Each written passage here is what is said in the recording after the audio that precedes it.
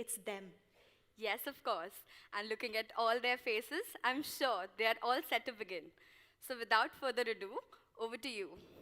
Good morning, ladies and gentlemen.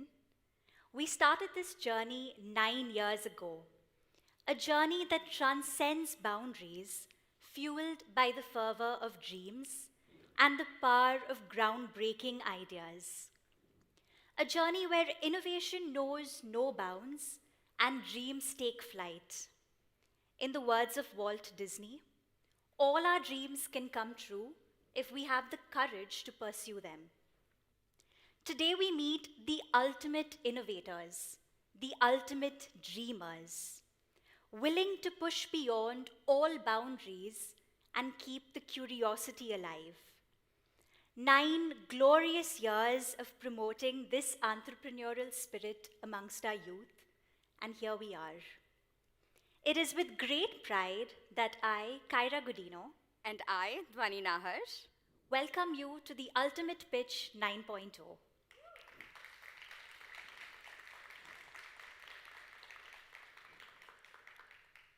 It is rightly said that curiosity is the compass that guides the adventurous mind through the vast landscapes of knowledge. With this thought in mind, we created the theme of 9.0. Let's now have a look at the theme video.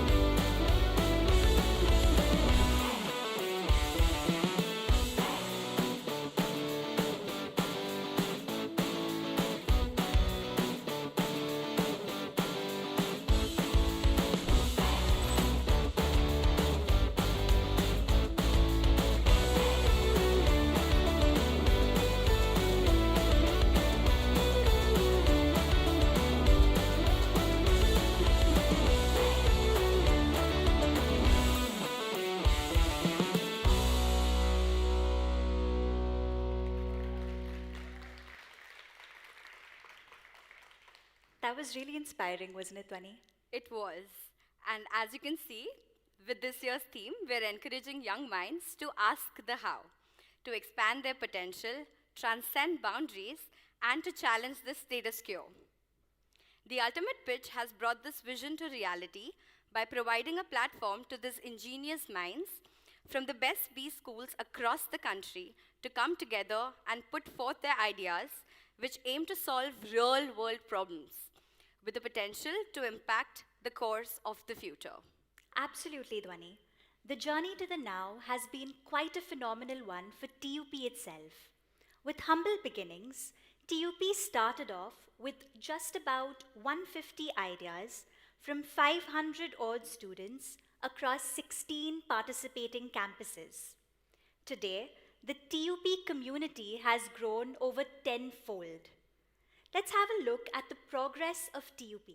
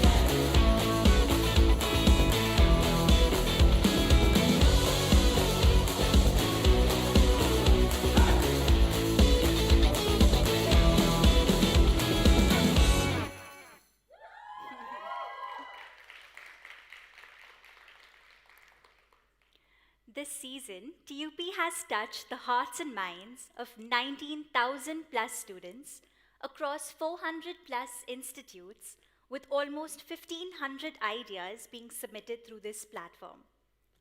1,500 ideas, and here we are with our 9 finalists. Let's give them another round of applause, everyone.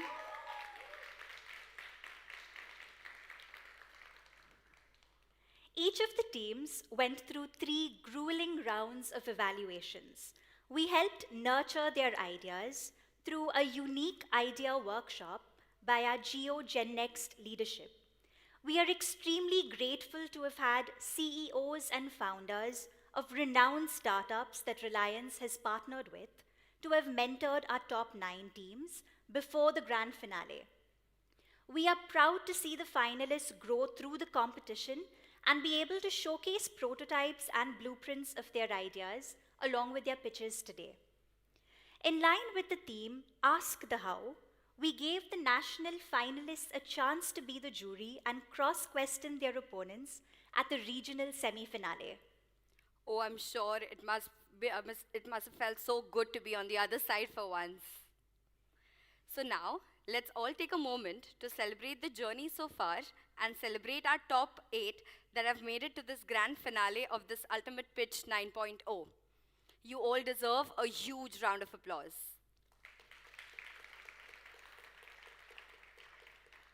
And I'm sure it must have been an extremely daunting task for the jury to finalize these 9 unconventional ideas.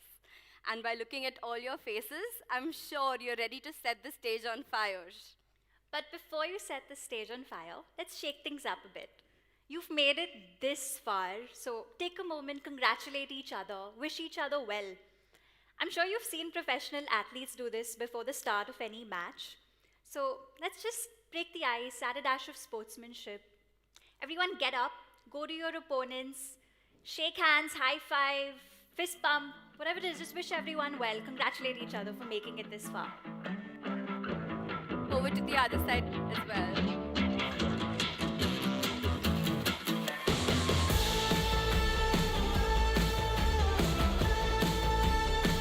You all can come across sides as well.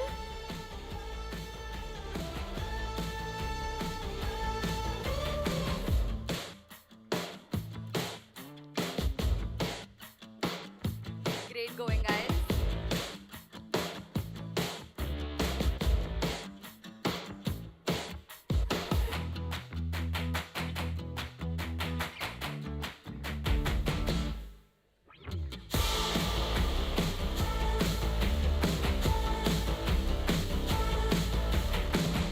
Sure does look like a grand match is about to begin.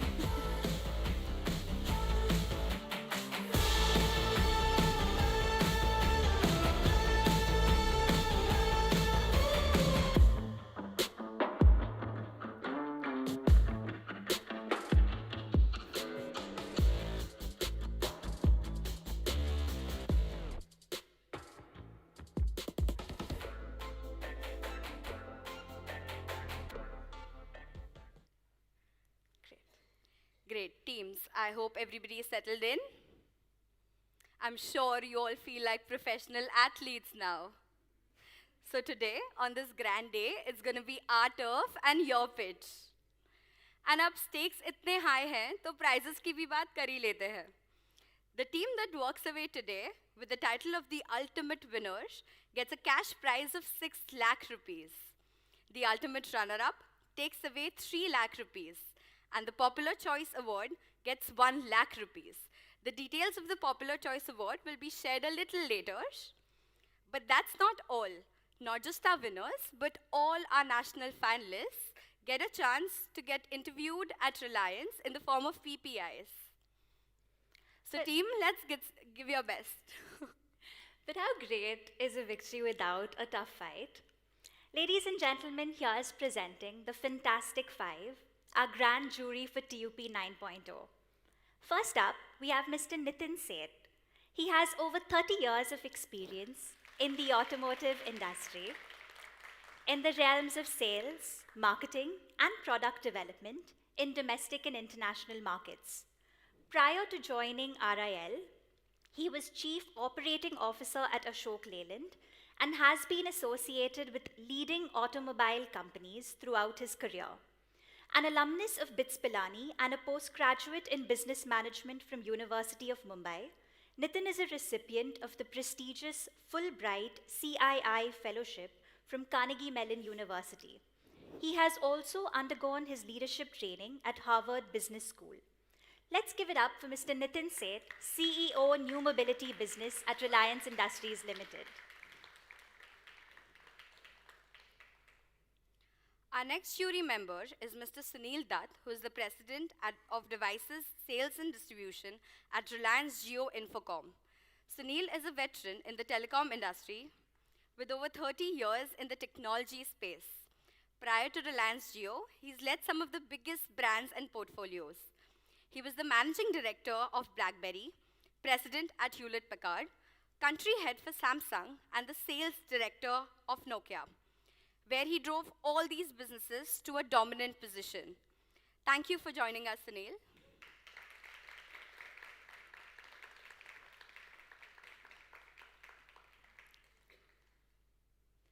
Passionate about all things sustainability and inclusivity, Ms. Tanya Chaitanya is the President for Digital Diversity Initiatives at Reliance and the CEO of Her Circle. Prior to this, she served as Editor-in-Chief and CCO at Femina India, where she was instrumental in transforming India's largest selling women's magazine into India's largest women's digital platform with 7x growth. Her role with Reliance and Jio is to build digital communities with the purpose of inclusion and empowerment through technology. Tanya has won many accolades, including 5 UNFPA Ladli Media Awards. Tanya, it's lovely to have you on the grand jury.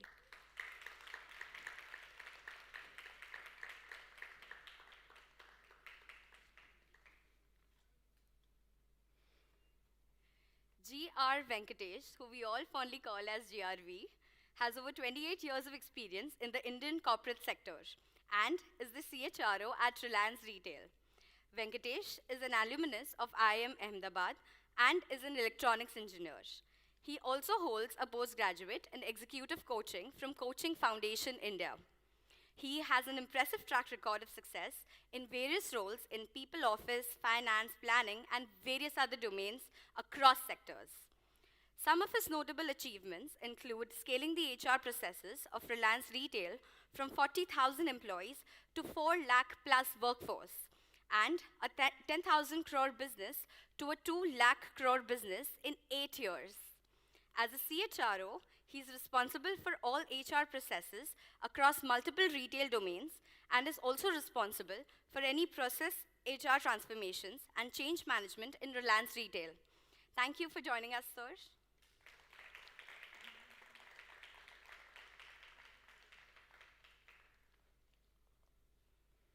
Our last and final jury member is none other than the CHRO of Reliance Hydrocarbons, Mr. Ashwini Prashara, who needs little introduction. Ashwini is an HR leader with over 32 years of global experience, with expertise in driving HR transformation, change management, capability building, and industrial relations. He is the quintessential example of where hard work and passion can lead you. He joined the Reliance family in 2004 and has since headed a gamut of HR functions. Ashwini is an avid reader, binges on World War documentaries, and as the team saw yesterday, and I'm sure a lot of you will agree, he is also a great shire. Ashwini, as always, it is lovely having you on the grand jury.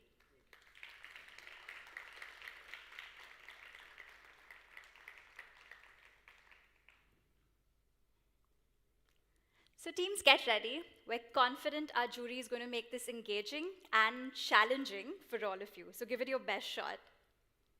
Now, we're almost ready for the ultimate game, but like any other game, we need to set some ground rules first. Please keep your phones on silent mode and avoid chatting during presentations.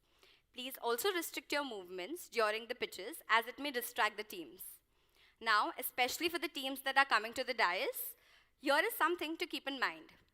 Each team will get 3 minutes to showcase their video, 3 minutes to pitch their idea, followed by 1 minute to showcase their prototype or blueprint. The jury will then put your pitch to test through a Q&A, which will last for about 5 to 7 minutes, so please keep your answers crisp. Teams in jury, please do keep an eye on the timers, so to ensure to don't overshoot. In line with the theme of Be the Now, we would like to give you, our audience that is present here now, either in GeoTalks or through the live stream, an opportunity to vote for your favorite team. Yesterday at the Idea Fair, our teams worked really hard to pitch their ideas to our Reliance family and gather their votes. But for those who missed it, we will be displaying the QR code on the screen at regular intervals. So make sure you show some love to your favorite team and help them win the Popular Choice Award. Also, if you have some fun pictures about your experience at the Grand Finale, be sure to use the hashtag #RelianceT.U.P and tag our campus social media handles. So with that, teams, your time is now. Let's get started with the ultimate pitch. Great. First up, we have Team Agile Alchemists from MDI Gurgaon. And just like the alchemists pursued knowledge and transformation in their field, this team aims to embrace the agile mindset and bring some change in the male fertility space. They were mentored by Jasminder Singh, co-founder at Now Floats. We also have their family members cheering for them today, so let's give them a round of applause. Hello world. Today, I want to talk to you about a topic that often gets pushed under the rug, but it's time we address it, that is male fertility. Imagine a world where men can take control of their reproductive health without stigma, shame, or misinformation. That's the vision behind Alpha Show, our home-based semen analysis kit.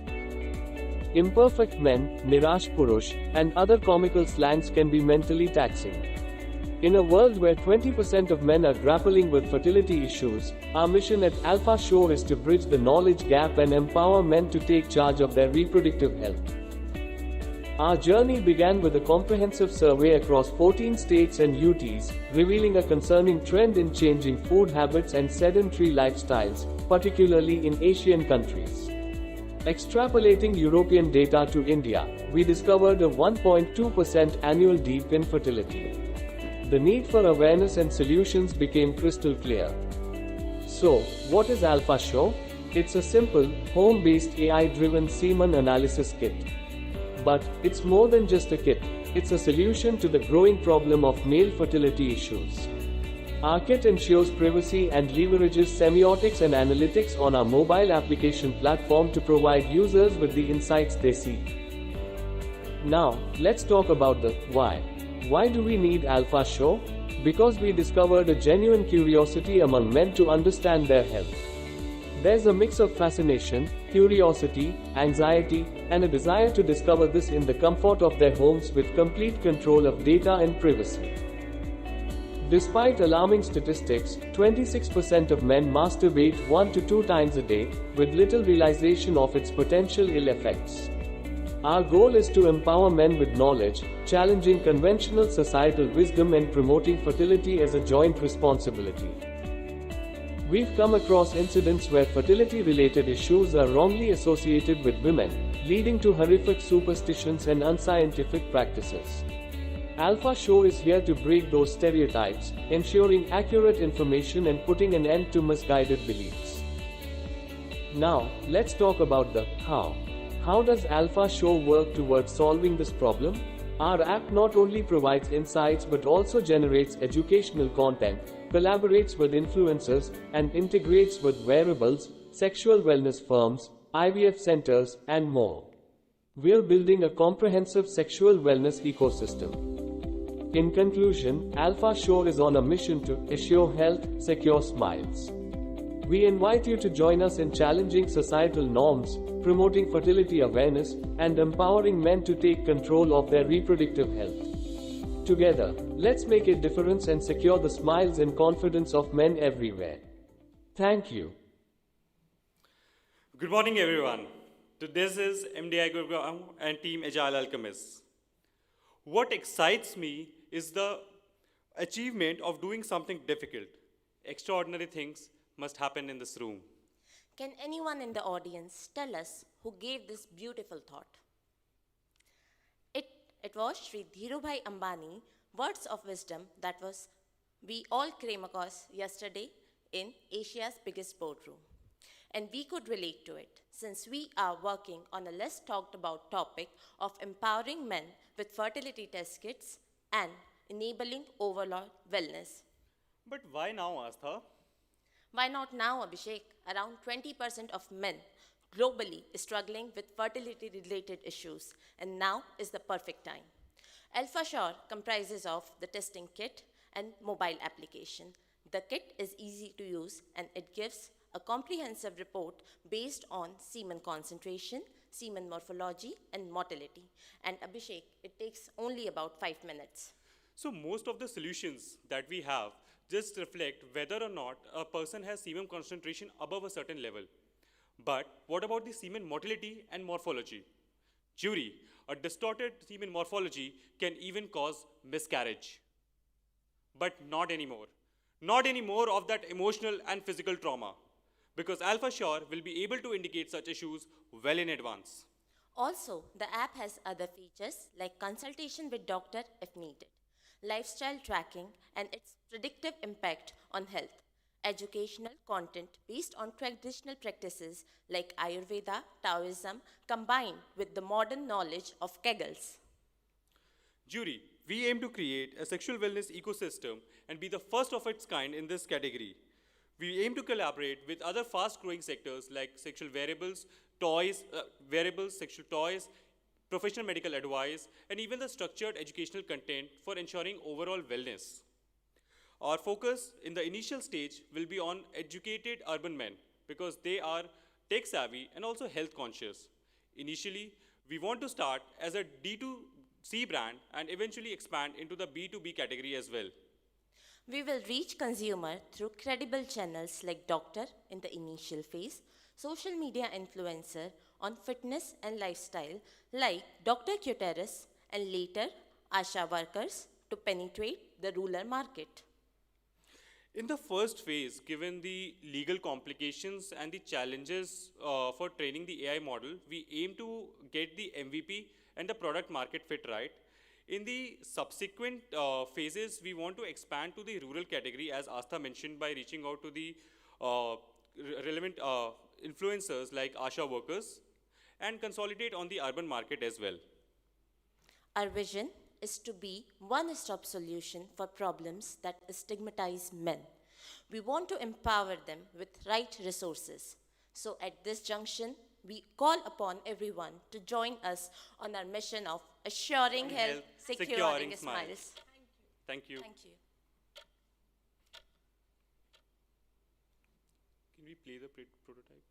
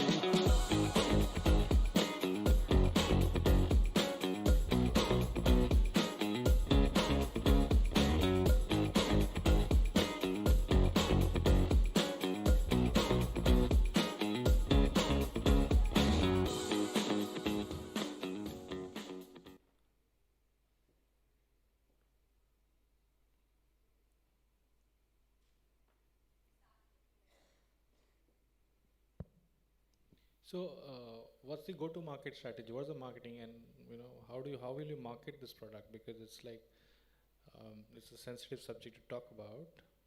Apart from that, what's the stickiness to your app? Means like once customer, so to say, goes through the process, procures your kit, goes through the testing. Now he knows what the issues are, and then he will reach out to a doctor, perhaps guided by you, or he may be guided by his family doctor or GP or whatever. But after that, why should he come back to your app at all? Okay, sir, I like to take up this question. So first we'll talk about the stickiness. As rightly pointed out, yes, the person will take a kit for testing, but apart from testing, we have created an ecosystem around it. Let's talk about the sexual wellness content. Sir, customization of content could be provided to you, like health exercises. Everyone is concerned about their health, so I can provide that. So variables content tracking, a regular tracking of your health could be done through it. So apart from it, we can also provide cross-selling. Cross-selling in the form of, like we discussed, sex toys or any other similar product could be sold on a platform. So customer has a reason to come to our app again and again. Also, about the marketing strategy that you mentioned, we understand that it's a very sensitive topic. And to build the credibility, as we want to start with the initial credible channels. And the most influential people in this category are doctors, because people listen to them, listen to their voice. So we want to reach out to them. Also, simultaneously, while we cannot directly advertise the product that we have, the testing kit, we do aim to promote our app as the overall, the app together, so that we can, leverage that to reach out to the masses. And initially, as we mentioned, the focus will be on urban educated men, because they are conscious and they are more curious about their own health. So, and once we have the initial acceptability, it will be easier to expand through the social media influencers, and even in the rural market, as we mentioned, through the ASHA workers, again, a very influential set of people in the rural setup. So this will be our approach. Okay, sir, adding to the point, even when we talk about our app, it will work on a freemium model. Some part will be free and some would be premium. So the free part could also help to create that acceptability of the product itself. I have a couple of questions for you. One, you mentioned that you're not able to advertise this product. Why is that? Is there a regulatory issue around that? Yes, sir. Around the kit, it will be guarded by the Drugs and Magic Remedies Act. So we are not very sure. We don't think that we'll be able to produce advertise the kit directly, the semen analysis kit.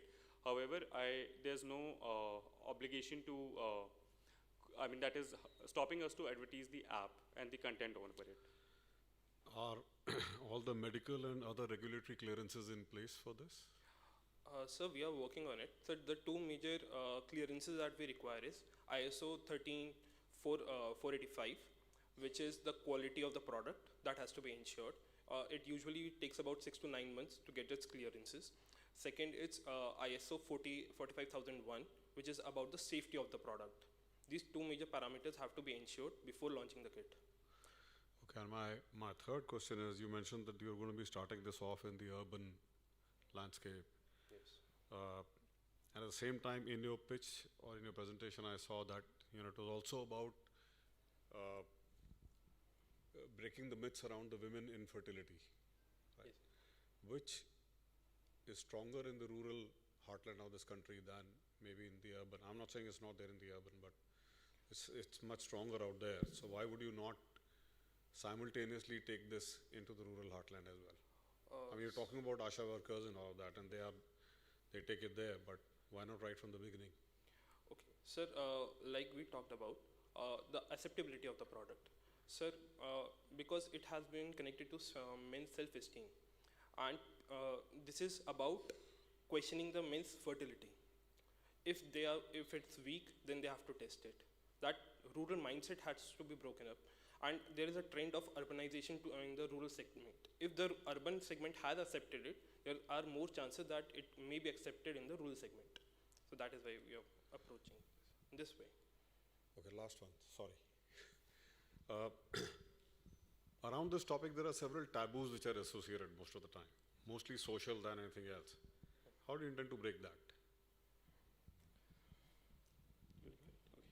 So, sir, I'll just start, and I'll take a mention from the idea fair that we had yesterday. While we were pitching our product, women were more interested, I would say, in this product.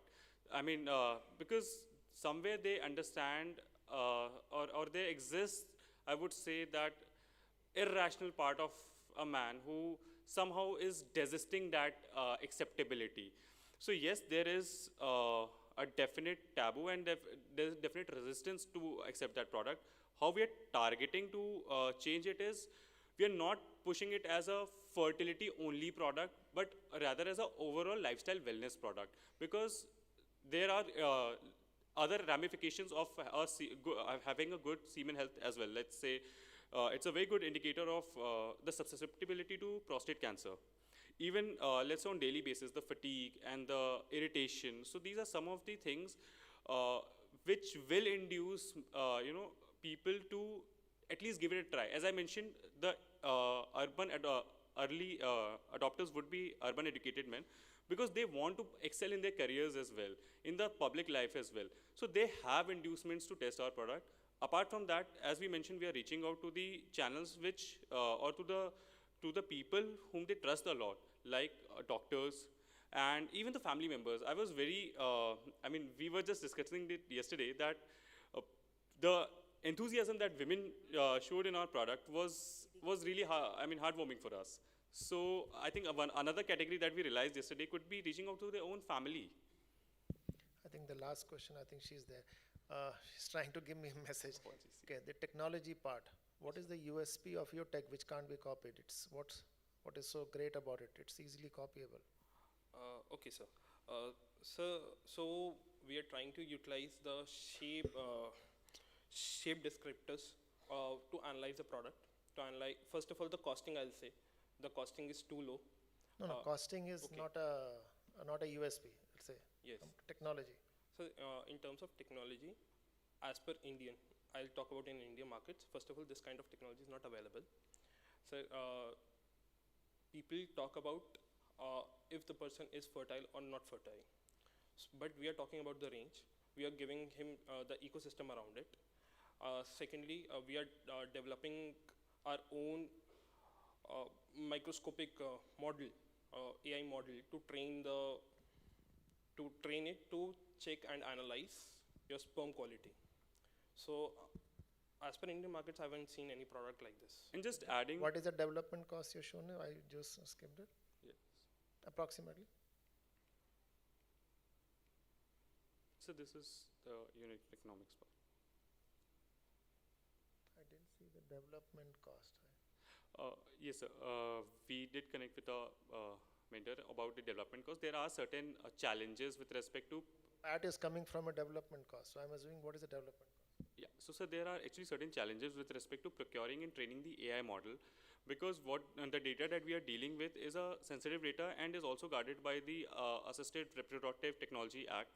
So there are certain challenges. We are in talks with some of the firms, the IVF clinics about this, but yes, there are certain challenges at this point in time. I'm not still. How did you get the PAT if you don't have a development cost in mind? So we have taken some, what we have done is, so we have produced a similar kind of a company's data to calculate and understand the PAT and other parameters. So these projections are. I think the message is technology has a cost to develop. From the technology you get your USP. That USP will give you a lot of cost to develop it. From that cost that you bring your PAT. So the message I'm trying to say, I didn't see the development and USP, therefore it is copyable. So just For your revenue model to say I will earn money and get a PAT is questionable in that sense. So just to add on, these while any technology for say is today or any day is going to be replicable someday, but what we want to leverage is first having the video analysis algorithm that we are developing. We will try to patent that. Second, what we are trying to do is while we gain the first movers advantage and build the entire ecosystem around it and try to sustain that. That will be our strategy. But as I mentioned, yes, at this point in time, we are struggling with our training of our AI model. Thank you. Thank you, team.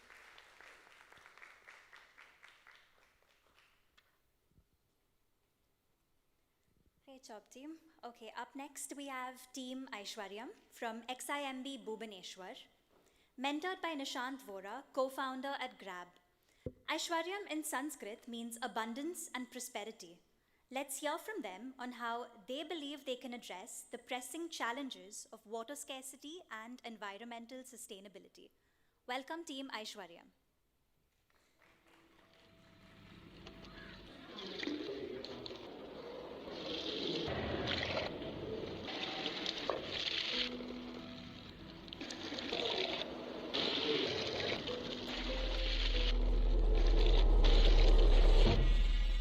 I am water.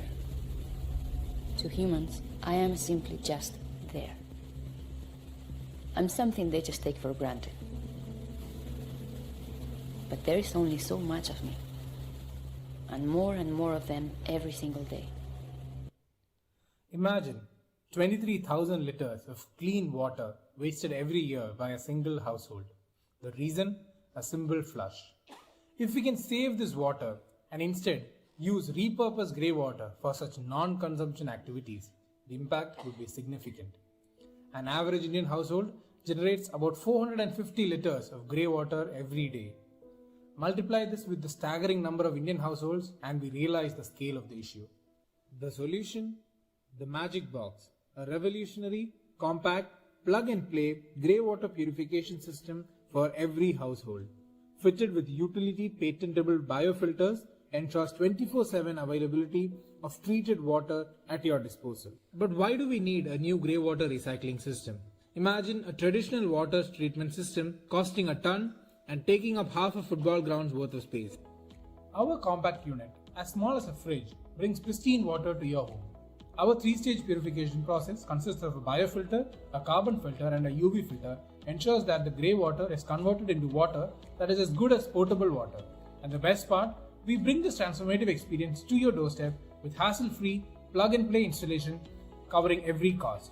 When you buy our refresh unit, our technicians will come and install the unit at your place along with all the essential paraphernalia. With minimum maintenance and ease of use, the refresh unit works like an appliance, fully self-sufficient and requiring minimum customer interference. The potential impact of widespread water recycling is profound. Just consider the possibilities. Parks, gardens flourishing with recycled water.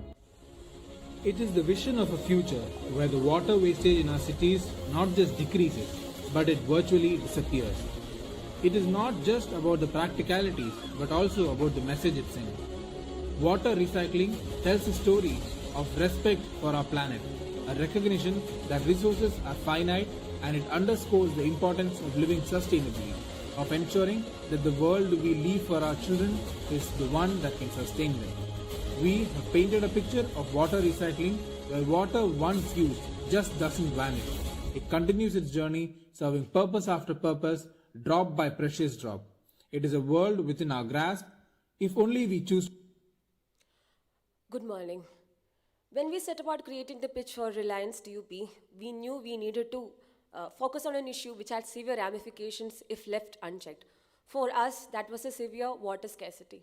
So we decided to take a look at almost 31 billion liters of grey water being generated and wasted daily in India. Even the Union Ministry of Jal Shakti talks about the importance of recycling grey water. So our solution has 4 stages. That is collection, particulate sedimentation, filtration and purification, which is unique to us, and then it's finally stored for usage. Our unit comes with the initial tank for storage of the grey water, from which the grey water is routed into the utility patentable biofilter. It goes through a set of 6 filters, the GAC tube, the UV filtration tube, and then the final white water is stored in the overhead tanks for use cases. The existing purification systems takes around 3 to 4 car parking spaces with the initial cost of 1 to 5 lakhs per unit and the operating cost of 50,000 to 75,000 per year. Whereas our system is the size of a refrigerator and costs 17,000 with minimal operating expenses.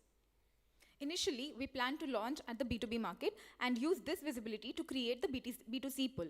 We also target housing colonies, corporate societies, and commercial buildings.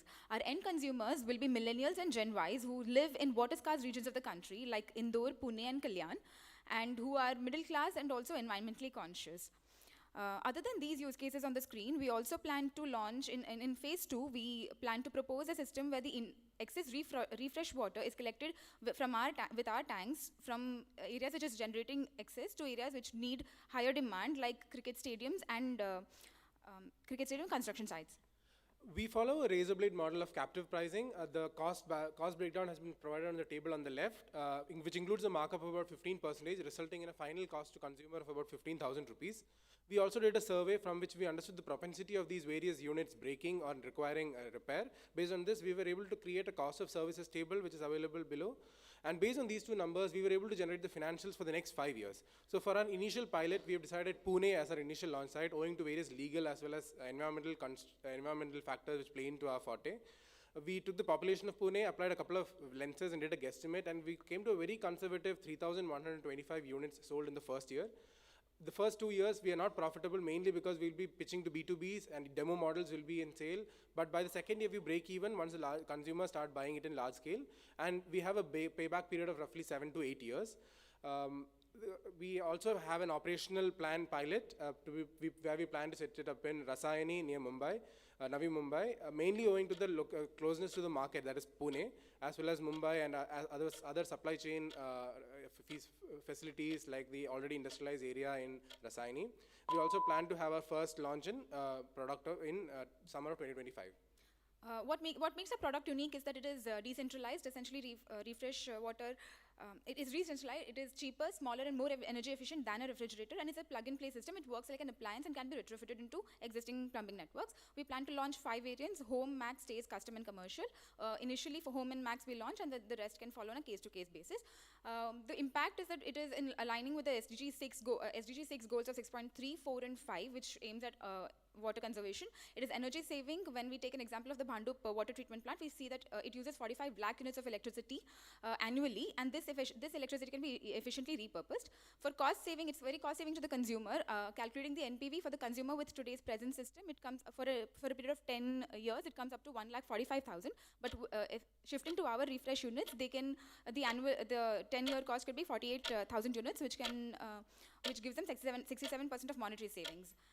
Coming to the prototype, we have as mentioned earlier, the time's up, so you'll have to wrap it up. Yeah, we're done. We have a prototype filter, which is essentially a utility paintable biofilter, and as mentioned earlier, water passes through a carbon tube and a UV tube for killing any bacteria. It has a flow rate of up to 250 liters per hour, and electricity is about 2 to 3 units per day of electricity. Thank you.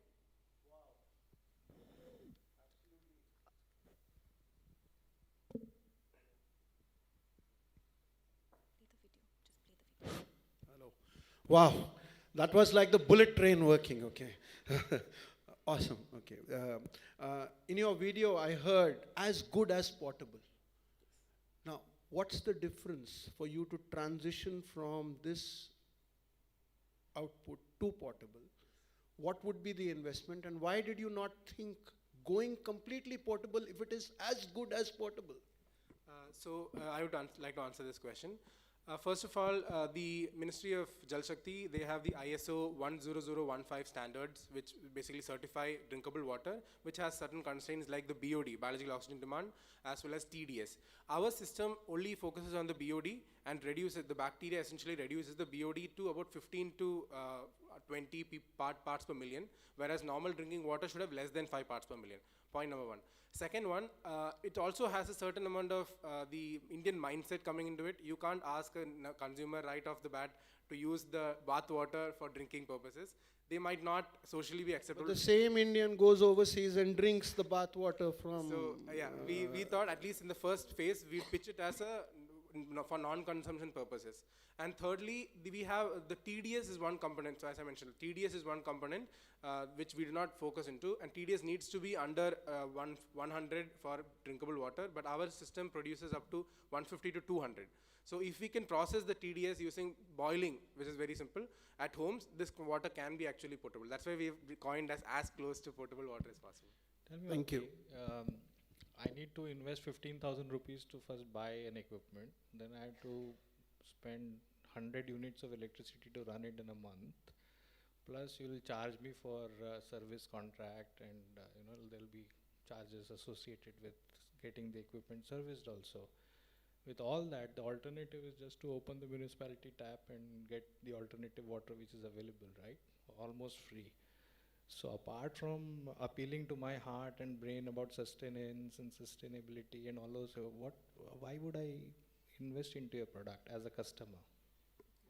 I'd like to take this question. Sir, like you said, it is appealing to the heart. That's the first thing. But other than that, like we calculated the NPV here, we've shown that for a period of 10 years, with the existing system, if you pay the water tax and water maintenance costs that comes along with your bigger societies, they take a maintenance cost and you might not really realize what you're paying when you pay, but then you are paying for your water.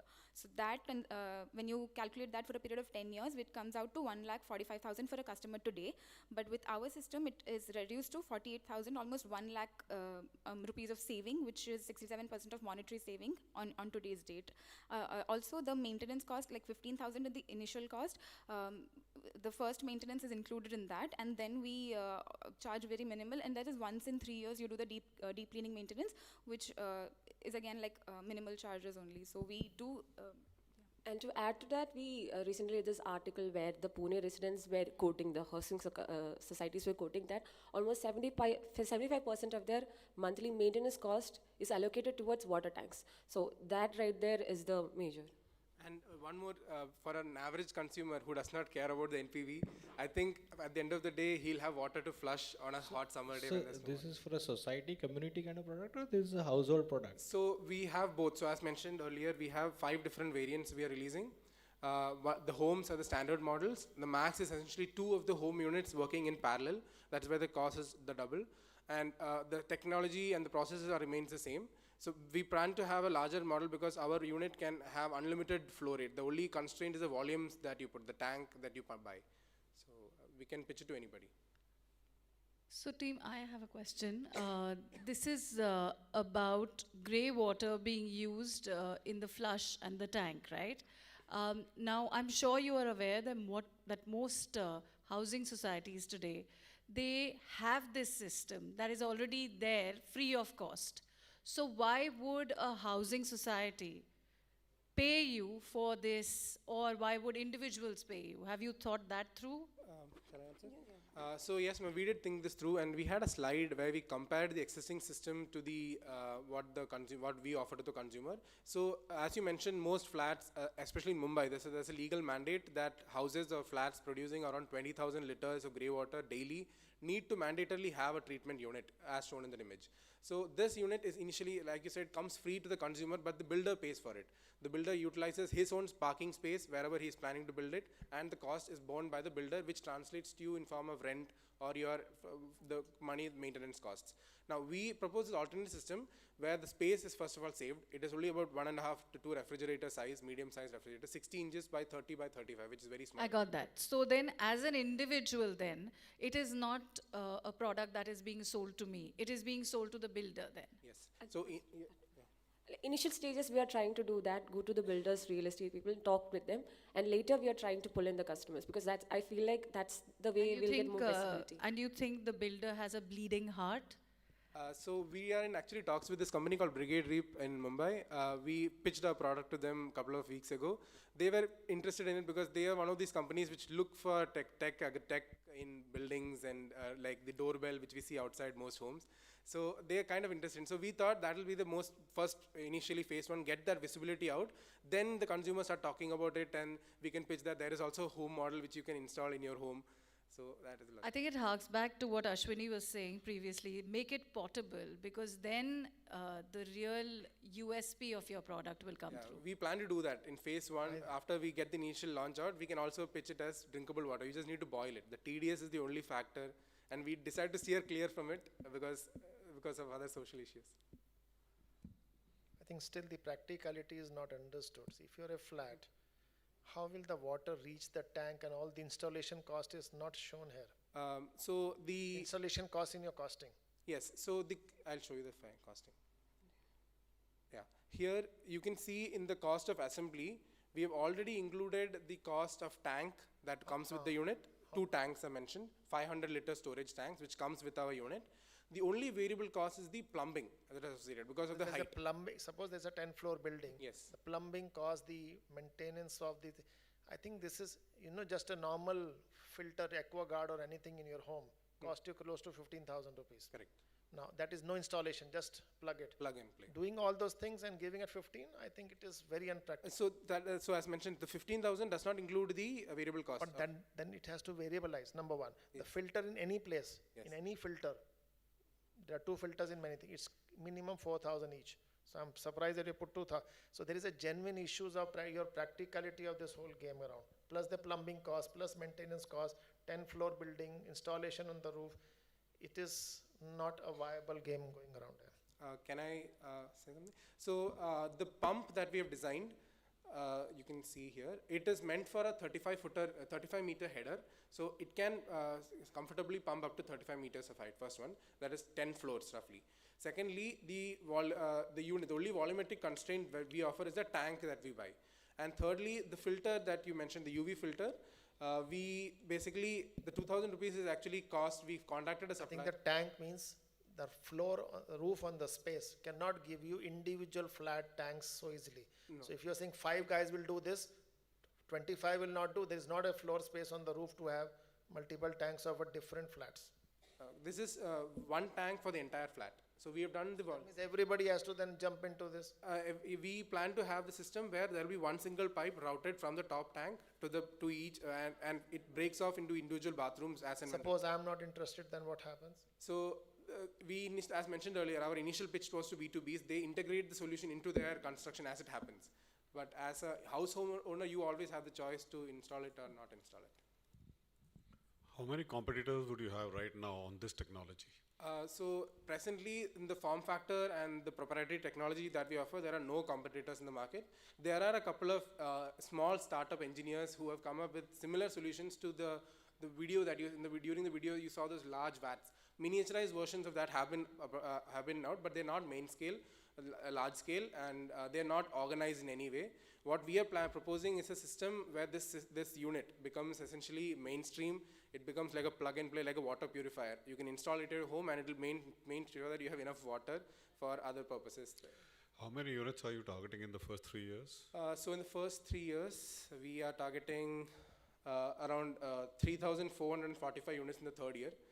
Basically, I have taken a very modest 5% annual growth in demand to get those numbers. And how many maintenance engineers would you require for that? So during in my operation slide, I have written that we plan a pilot launch in Pune, where there will be one distribution center where we sell the product, as well as 5 different service centers. So because the technology is essentially all you need is a technician, because there's no unique skills associated. It's essentially plumbing and an electrical work, and the others is cleaning. So we can tie up with companies like Urban Clap and integrate our product into their service line, and our technicians would go, because anybody can replace it. The only proprietary thing that we require is the biofilter, which our own engineers will go, and once every 3 years we go and replace it as and when required. So, thank you so much. Thank you so much. Thank you so much, team. Moving on to our third team, EcoStrats from Faculty of Management Studies, Delhi, has a very eco-friendly strategy to transform the narrative of paper production. This team was mentored by our CEO and founder at Tesseract, Mr. Kshitij Marwa. Let's give it up for Team EcoStrats. The idea is to revolutionize the paper-making industry by introducing a cost-effective and sustainable alternative. That's plastic paper, made from recycled LDPE. Recycled plastic for paper? That sounds interesting, but what makes you think of this? In India, the paper market is expected to grow at a CAGR of 13.4% from 2024 to 2030, and currently has a market size of USD 14.75 billion. But the paper extraction process is highly resource intensive, requiring 18 trees, 90 tons of fresh water, and 10 kilowatt-hour of energy per ton of pulp paper produced. That's in addition to the chemically intensive nature of the process. We propose utilization of plastic waste for meeting this paper demand. The major considerations being high plastic pollution, moderate processing capabilities within India, and the low recyclability of these plastics. Smart move. What's the unique selling point? Our plastic paper is not just environmentally friendly, it's 15% cheaper than high quality pulp-based paper. The secret lies in the lower density and higher tensile strength of recycled LDPE when compared to paper. This innovation is a win-win bet for people like Shivani, who appreciates her books being waterproof and tear resistant, or for Praful, who is enthralled about keeping plastic from seeping into our environment, and for Bhagat, who can enjoy a greater margin because of the lower cost.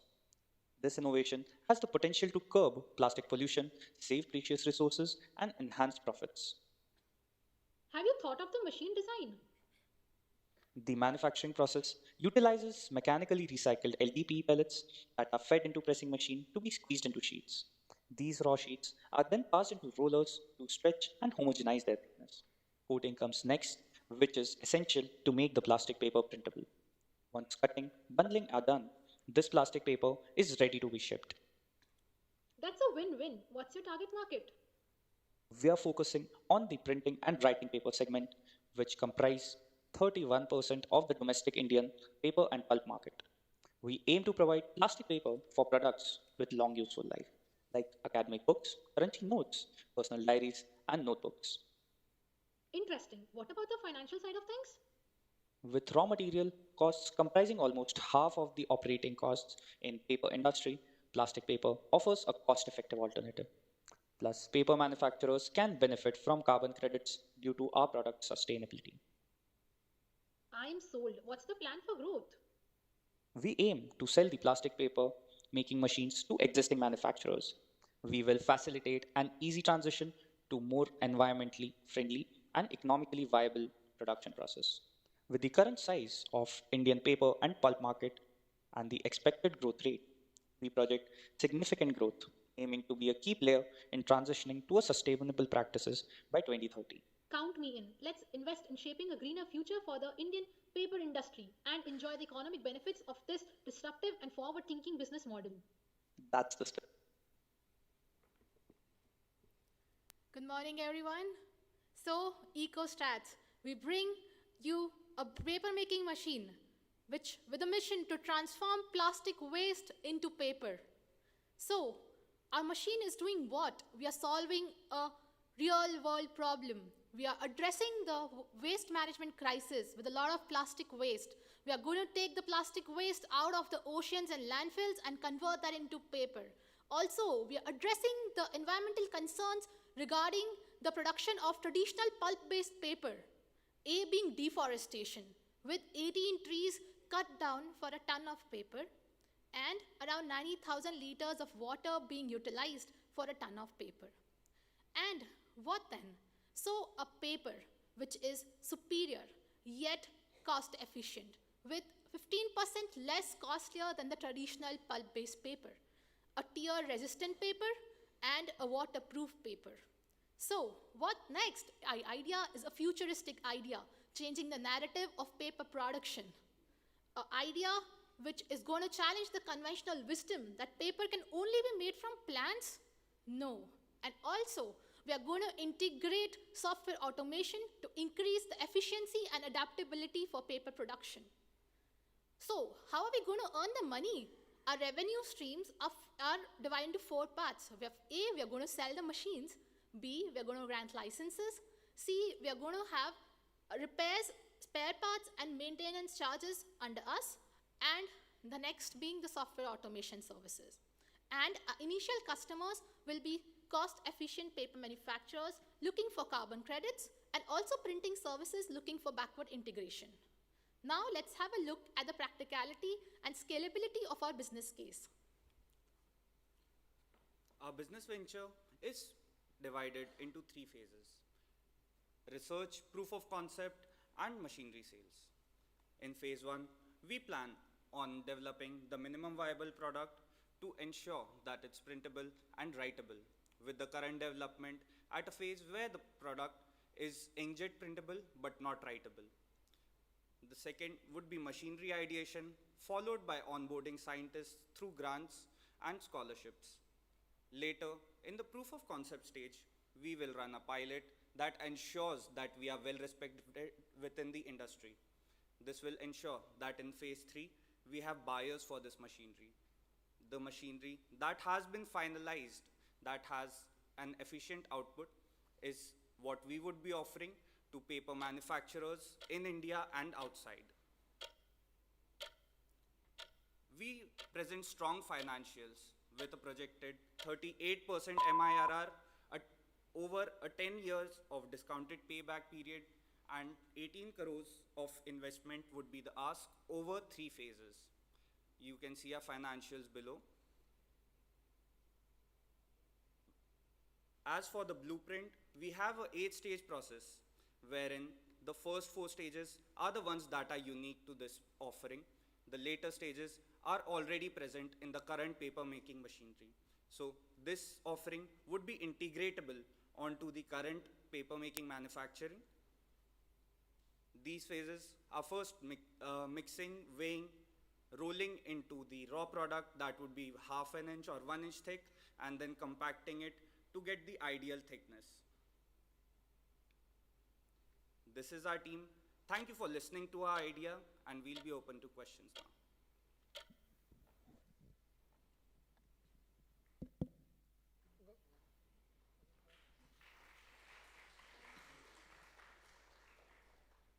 Thank you guys for talking about books. And I'd like to understand from you, how large is the market for paper currently? Ma'am, it's around 14 billion? 14.75 billion within India itself. And when you do produce from plastic to paper, you are aware that there is technology internationally and even in India that is available. So what is your USP here? Ma'am, the current printing technologies for plastic are limited to screen printing. That is the same technology that is used for printing on our t-shirts or other such products. That is highly resource intensive and is costlier. If it's printable using cheaper technologies like inkjet and offset printing like it's used for newspapers, then that would be usable in products like books. No, this machine that you're building, plastic pellets converting it into paper, this already exists in India. It is available. Have you done your research on this? Ma'am, a similar machine is available for HDPE, that is high density polyethylene, that is used to produce stone paper, but that has a totally different composition from us. And is your cost less, more? Have you done the benchmarking? Yes, ma'am, that we have.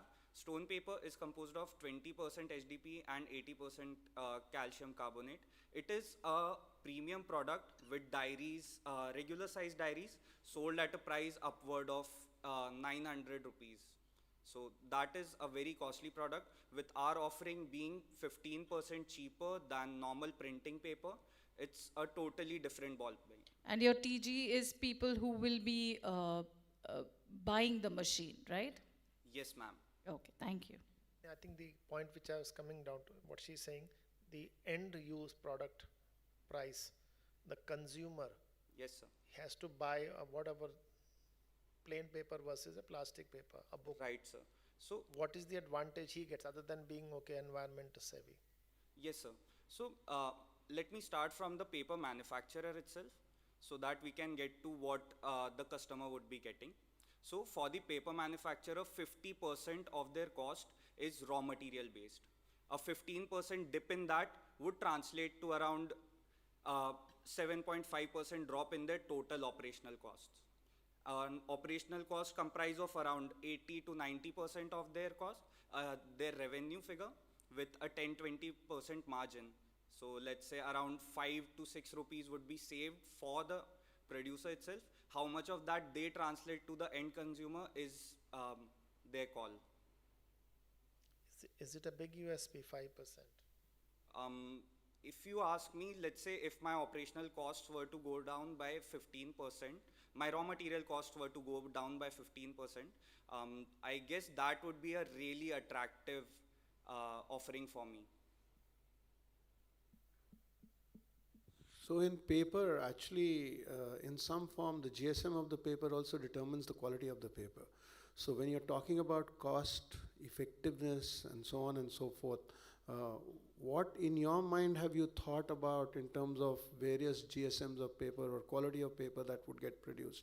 And therefore, just taking a cue again from what Nitin just asked, won't that differential again get further eroded as you go higher up the paper value chain? So we have made comparisons to a similar quality When offering, let's say, a printable paper has a GSM of 50 to 75, our paper, the plastic paper, would imitate a similar quality at a lower thickness. That means a lesser GSM. GSM is usually measured by thickness for paper.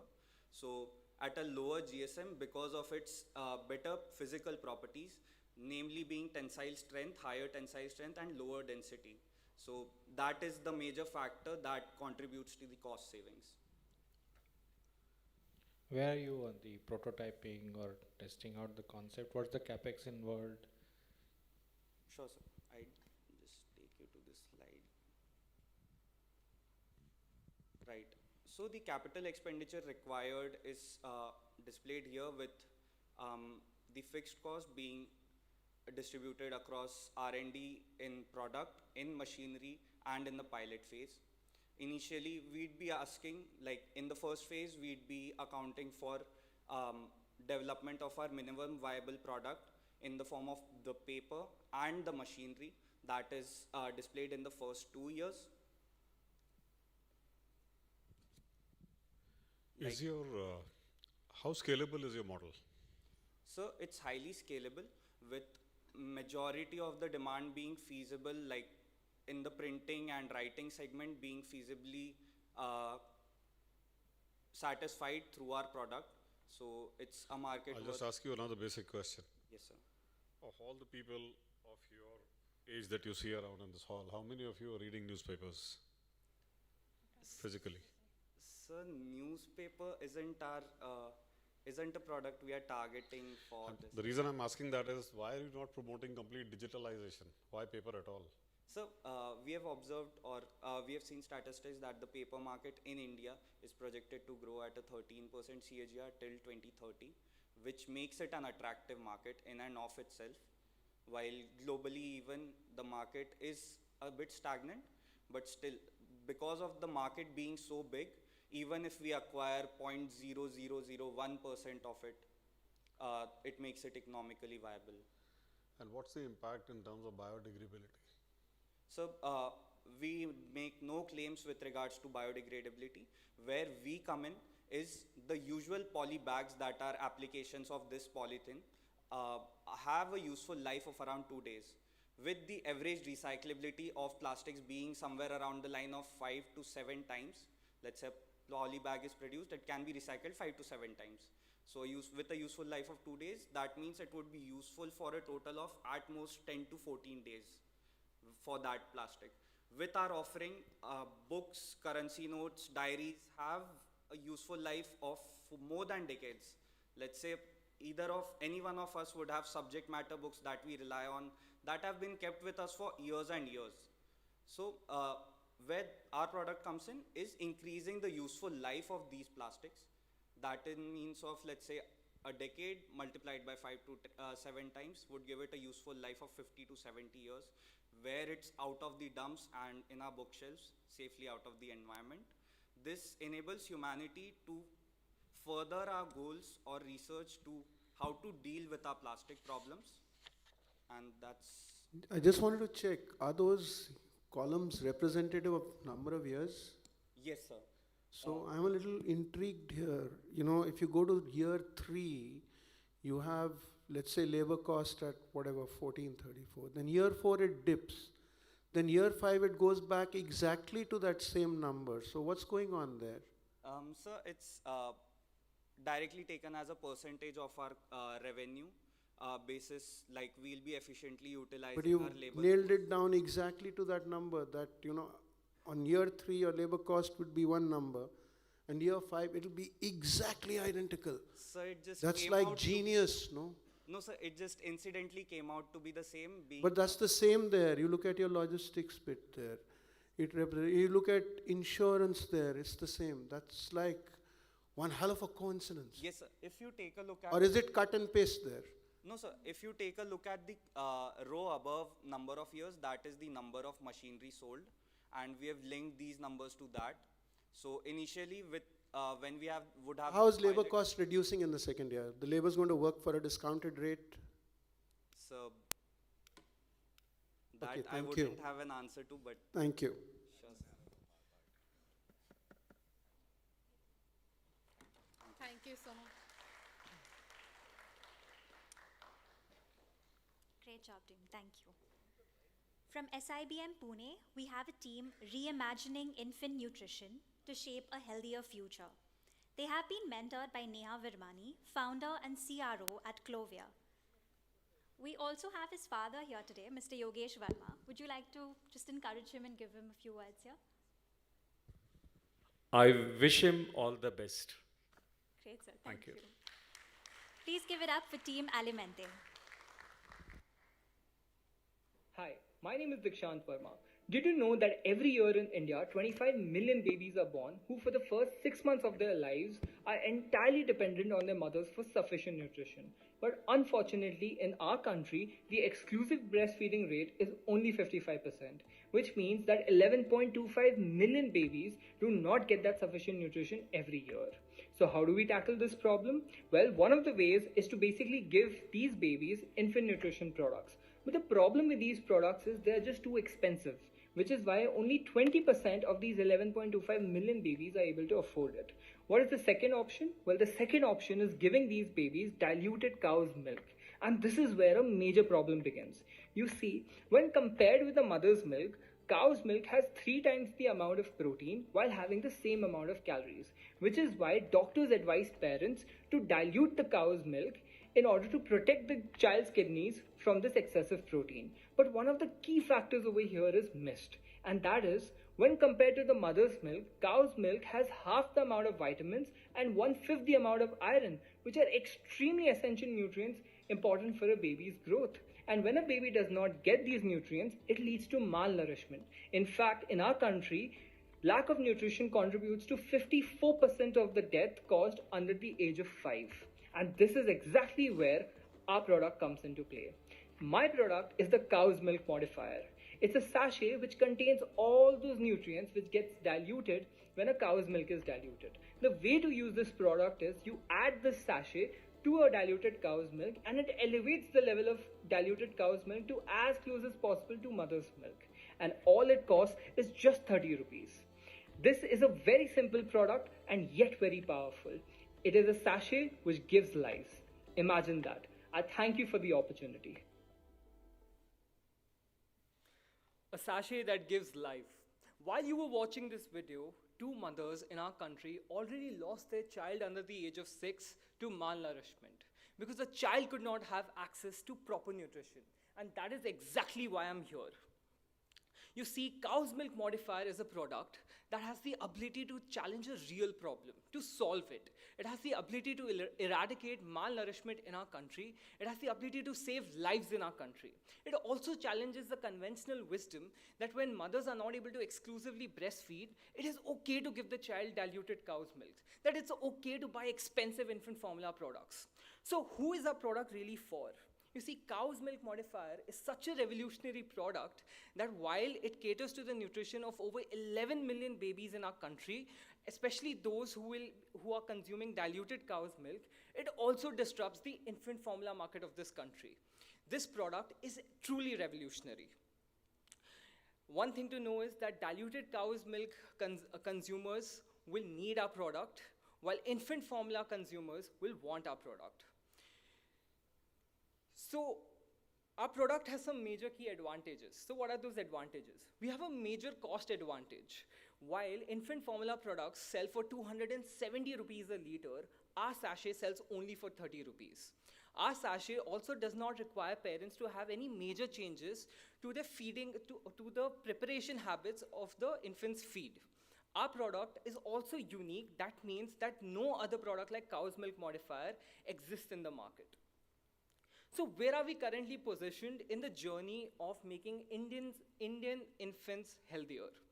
Our product's formulation is done. We have a manufacturer who has confirmed that our product is viable to manufacture. We also have a patent pending on the composition of the product.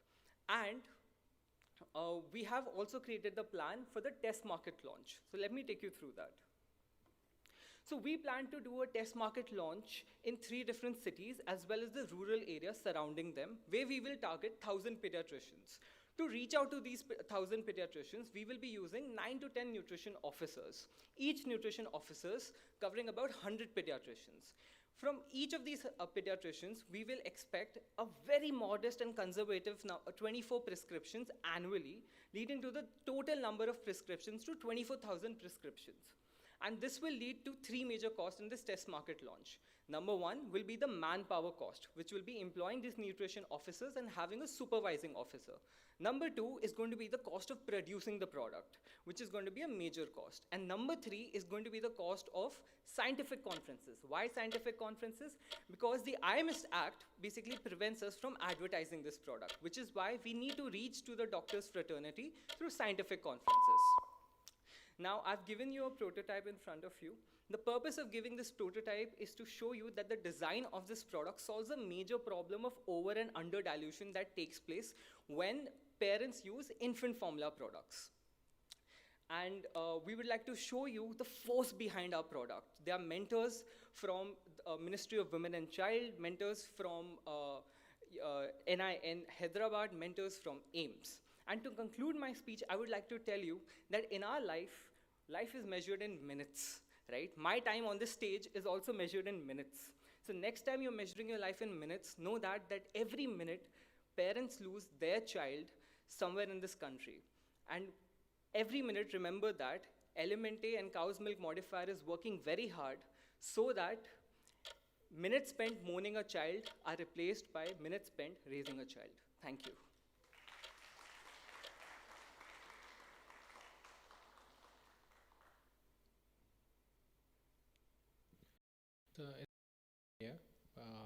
Couple of questions. One is that you're asking mothers to put this in the milk to be fed to an infant. There will be obviously concerns in terms of the safety of the product. Some of the regulatory aspects concerned here, what kind of certifications are required and what will you do to procure that? Second is that the kind of scale of operations that you're talking about, frankly, is not making too much sense to me, that if you sell some 24,000 sachets of 30 rupees each, I don't know how you're going to sustain the costs involved. So what are the alternative methods to kind of reach out to a broader market? So to answer your first question, there are basically three certifications or licenses that are required to manufacture this product. The first one is basically a license that a manufacturer has to procure from FSSAI. So we have a manufacturer called Xeon Life Sciences, which is based in Himachal Pradesh. So once we have the investment and we give him the order to manufacture, he will procure that, he will basically modify his manufacturing license, and that's a very easy process. The second one is, so Element A is basically a registered startup, so we already have a food license. So the second thing would be to modify that food license to say we will be producing infant products. The third thing is the tricky part, because the third thing is to basically procure a license from BIS, which is Bureau of Indian, right? BIS does not have a standard for cow's milk modifier because it's a very unique product. So we will have to procure a approval from FSSAI, and that is something, it's not very easy, but since we have a strong pedigree behind us, we are sure that within 2 to 3 months, we'll be able to procure that as well.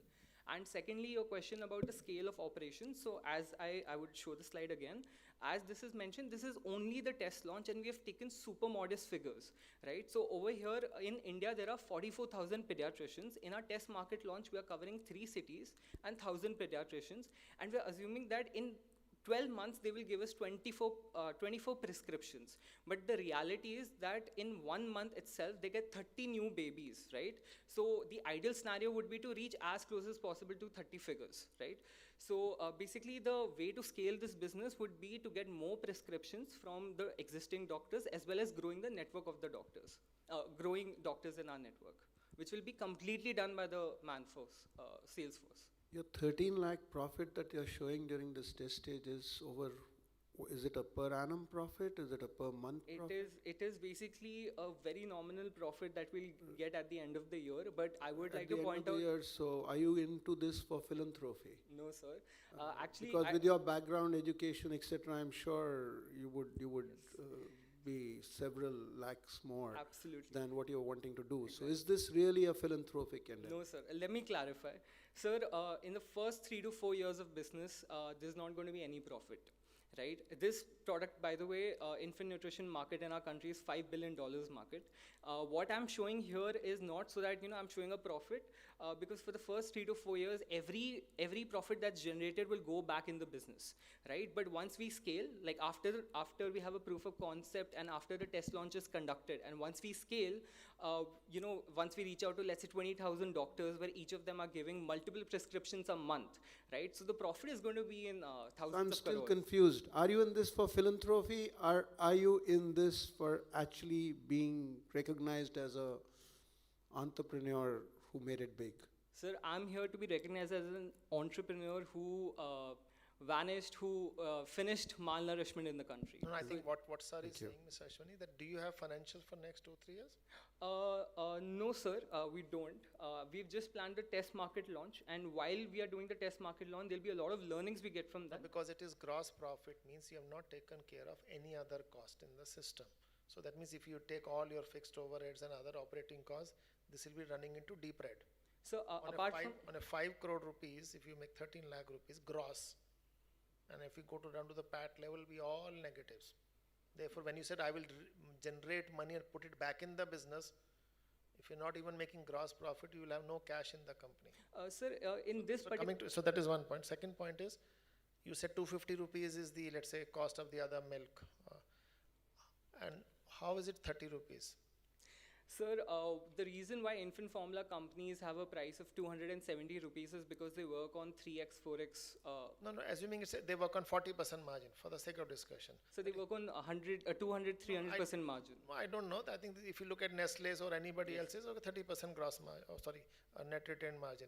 If it's 30%, then the, let me say, cost of is 150 rupees. For the sake of discussion, net of all cost. 150 rupees is the cost. If your cost is 30, why do you think you are 5 times lower than him? So there are two reasons. So I actually know the actual costs that Nestle incurs when producing naan. It is around 60 to 70 rupees, and they retail it for 270 rupees a liter, right? And when it comes to our product, so we've spoken to the manufacturer. Our cost of manufacturing, including packaging, will be 18 rupees, while we'll be selling it at a 40% margin to the distributor at 25.2 rupees, and it will retail at 30 rupees, right, with 6%, 12% margin. So there are two major reasons why Nestle's product costs a lot. One is because they work on very, very high margins, which is 200, 300%. And two is, so Nestle's product is you take the product and you add it to the water, right? But for our product, we are adding it to diluted milk. So we are relying, 50% we are relying for the nutrition on diluted cow's milk. So essentially 1 liter cost of the final product would be 30 rupees sachet plus 30 rupees cost of diluted cow's milk.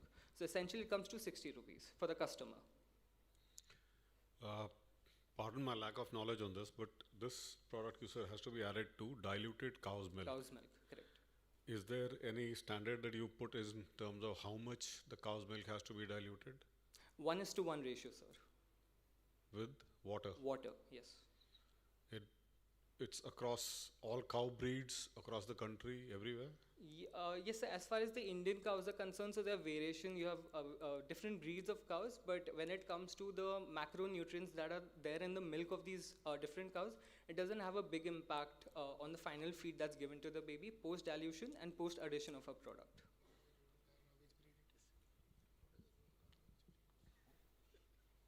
What about buffalo? Buffalo milk is a big no, sir, because the fat content is way too high for the baby. So it's only for cow's milk, hence the name cow's milk modifier. Okay. Okay, this is extremely sensitive. You're talking about infants, you're talking about their health and safety. The trials will be conducted how? Because you are taking on Nestle's of the world. So they have extensive R&D. How is your R&D going to happen? How are the trials going to happen? I know you are trying to save infants, but the life of even one infant is extremely sensitive. Exactly, ma'am. Exactly. So where do you come from when it comes to R&D? So, ma'am, when it comes to R&D, so we've already spent 5 lakh rupees on R&D in the development of the product. Now, what you're talking about is the safety of the infant, right? Now, the safety of I'm also talking about trials. Ma'am, You can't. Ma'am, exactly. So under the IMS Act, you can't conduct trials on infants, right? So how do we ensure the safety of infants? So there is a body which is FSSAI. So before a product goes to the market, right? Before a product is to be fed to an infant, FSSAI makes sure that the composition of the product as well as the quality of the product, right, is up to the mark. So as So far are you prepared to take them on, because they will be doing intense research? Absolutely, ma'am. With the kind of costing that I'm seeing here, that R&D has not been put to use. I don't see those numbers. The kind of money that Nestle would put behind R&D on a product of this nature, you have not accounted for anything here. Ma'am, I agree with that, but at the end goal is basically to produce a product which is safe for the infant, and the way to get that safety certification is through FSSAI, right? So we've put Exactly my point. So to go and get it cleared through FSSAI, you will have to do intensive research. They are not going to agree to a product which has only invested this much in the R&D. I totally agree with that, ma'am. But so from all the mentors that we have on board, the direction that we have received is, so the way FSSAI evaluates products is, they would theoretically analyze the composition of the product, and then they would analyze the quality of the manufacturing of the product. So those are, so so it's not mandatory that you have to have very, very intensive research before you can apply for an FSSAI license. FSSAI treats all application as equal, and it basically conducts its own analysis of the product in determining if a product should be approved or not. It's highly sensitive. I would say you have to do a lot of R&D on this. You are, even one kid's infant's life, if, we've heard of cases where a child who consumed milk, even diluted milk, has there's been severe consequence. True. So you need to be fully aware of that. It's a sensitive product out in the market. Absolutely. Ma'am, so if our product is not fit, it will never reach the market to begin with. FSSAI won't approve it. Okay. Thank you. Thank you, team. Next up, we have Team Revengers from IIM Kashipur, mentored by Lavanya P, COO at Zivame. This team has a very innovative AI-based solution to a serious medical problem. Over to you, Team Revengers. All the very best.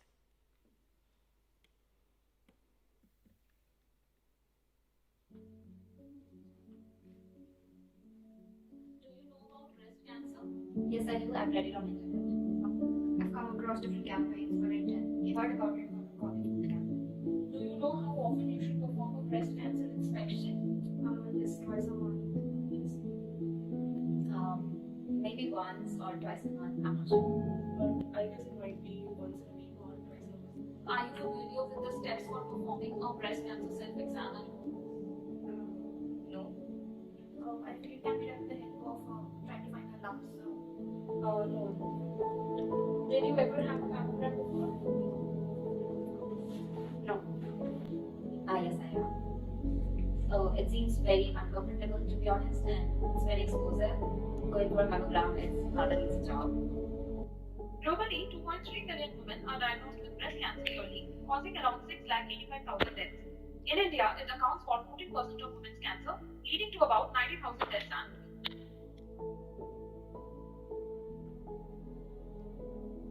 The early diagnosis.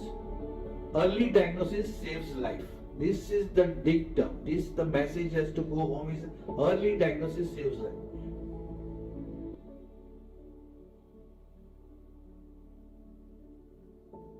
Early Sense, a rechargeable smart ruler with pressure sensor tips which detect breast cancer lumps, offering real-time AI imaging and sensing via a phone app for non-invasive early detection of breast cancer.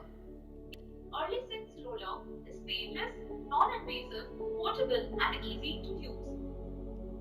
Early Sense application provides real-time results, is AI-powered, provides early warning and self-check reminder. Technical specifications for 3 units. First, pressure sensor versus breast tissue force. Second, grid with T.U.P module for user-friendly examinations.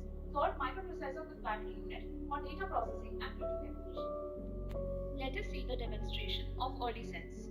You can build a map of your torso by rolling the rollers vertically as well as horizontally in the following manner demonstrated.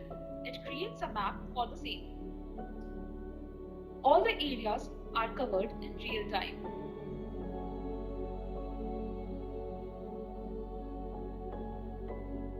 The app uses month-by-month comparisons and collates the data in the following manner to flag abnormalities in breast tissue. The application reminds you just in time for your next cell check. Our idea is futuristic, AI-enabled, it solves a real-life problem. It challenges the conventional wisdom of using mammogram. Business is scalable due to easy availability of AI devices. Hence, we can develop a business out of it. Cancer is the second most cause of death worldwide, and among which breast cancer is the largest. 2.3 million women are diagnosed with breast cancer, and in India, it accounts for 14% of all cancers, leading to 90,000 deaths, which is one death in every 6 minutes. So how does early detection help? At stage 1, 98% is the survivability rate, which falls down to 27% in stage 4. Our solution, basically the solution which are available in the market are the traditional ways, which is mammography, ultrasound, biopsy, and at-home detection, which is explosive, expensive, inaccessible to rural areas, and also has exposure to radiation. Our solution, Early Sense, uses piezoelectric sensors to build a 3D topology of the human breast. The topology map is then sent to the smartphone via Bluetooth module, where AI algorithm creates a 3D image of the breast and is stored for month-by-month comparison in the following manner. It is AI-enabled, is highly accurate, and has high privacy. It generates instant reports and reminders. It is non-invasive, painless, portable, and affordable. In the perceptual mapping, it comes to the first quarter as it is non-invasive and comparatively cheaper than other products. The other products which are available in the market are pricey. Hence, here we see the total addressable market is 663 million, whereas we would be targeting the early encrivalist, which is 7.9 million. The following personas are our main targets: strong women who are health conscious, tech savvy, active in technology, medical influencers who are generally the first point of contact, and also the homemakers who are, prioritizes family health and tracks health regularly. Let us look at our financials. Our NPV is around 13.01 crore, IRR 43%, CAGR 15%, and gross profit is 34%. Unit economics, each product is priced as 12,000. Price of application is 1 rupees per day, and total cost incurred is 7,890. According to the financials, we will be reaching the break even in the second year. For the GTM strategy, our target market is women of metro cities who are aged from 24 to 65. For regulatory compliances, we would be requiring MD 7, 12, Class C and D. Our value proposition is that it provides at-home detection, it is non-invasive and painless. We will be distributing through retail pharmacies and distributors, and also we would be having a freemium model for the application. For marketing and promotion, we will be doing lifestyle branding, collaborating with hospitals, publishing blogs and articles. Our mentors are John Carnable, who is AI/ML expert from Cornell University, Dr. Suresh Mohan from Johns Hopkins University, Dr. Kapishore Singh, Professor Anesthesiology. We are currently in collaboration with 2 other institutes. Our journey has been short but extremely successful. We have later received LOI and have covered some of the most prominent news media outlets for our innovation. Thank you. Can you please play the prototype?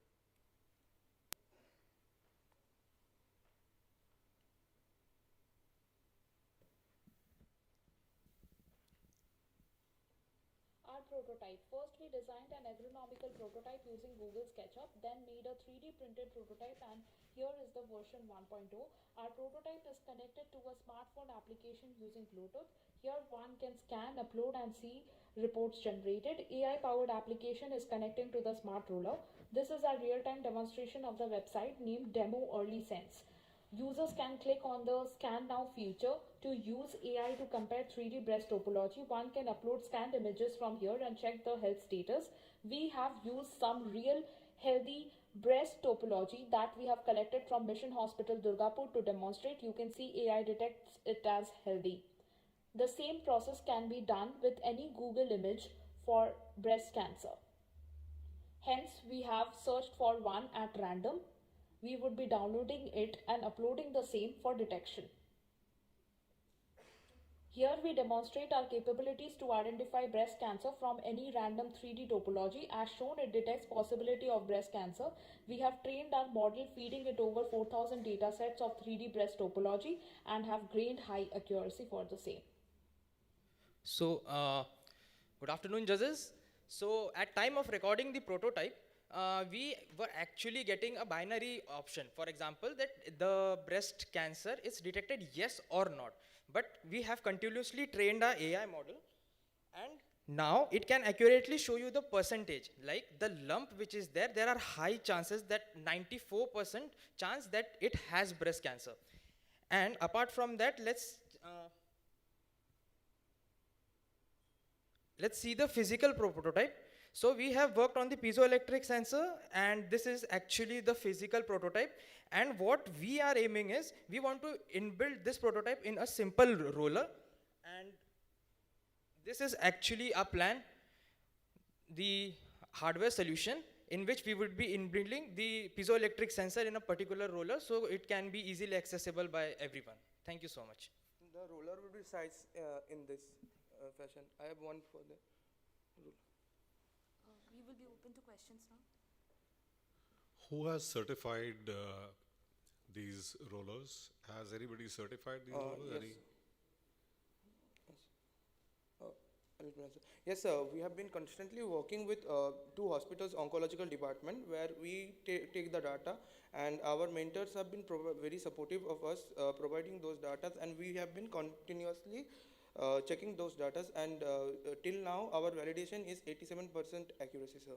So we have collaborated with AIIMS Rishikesh, Mission Hospital Durgapur, as well as Max Hospital, where we take the oncological data. Yeah, unless this is something like 100% accurate, do you realize the amount of trauma which it can cause in case of any sort of an inaccuracy?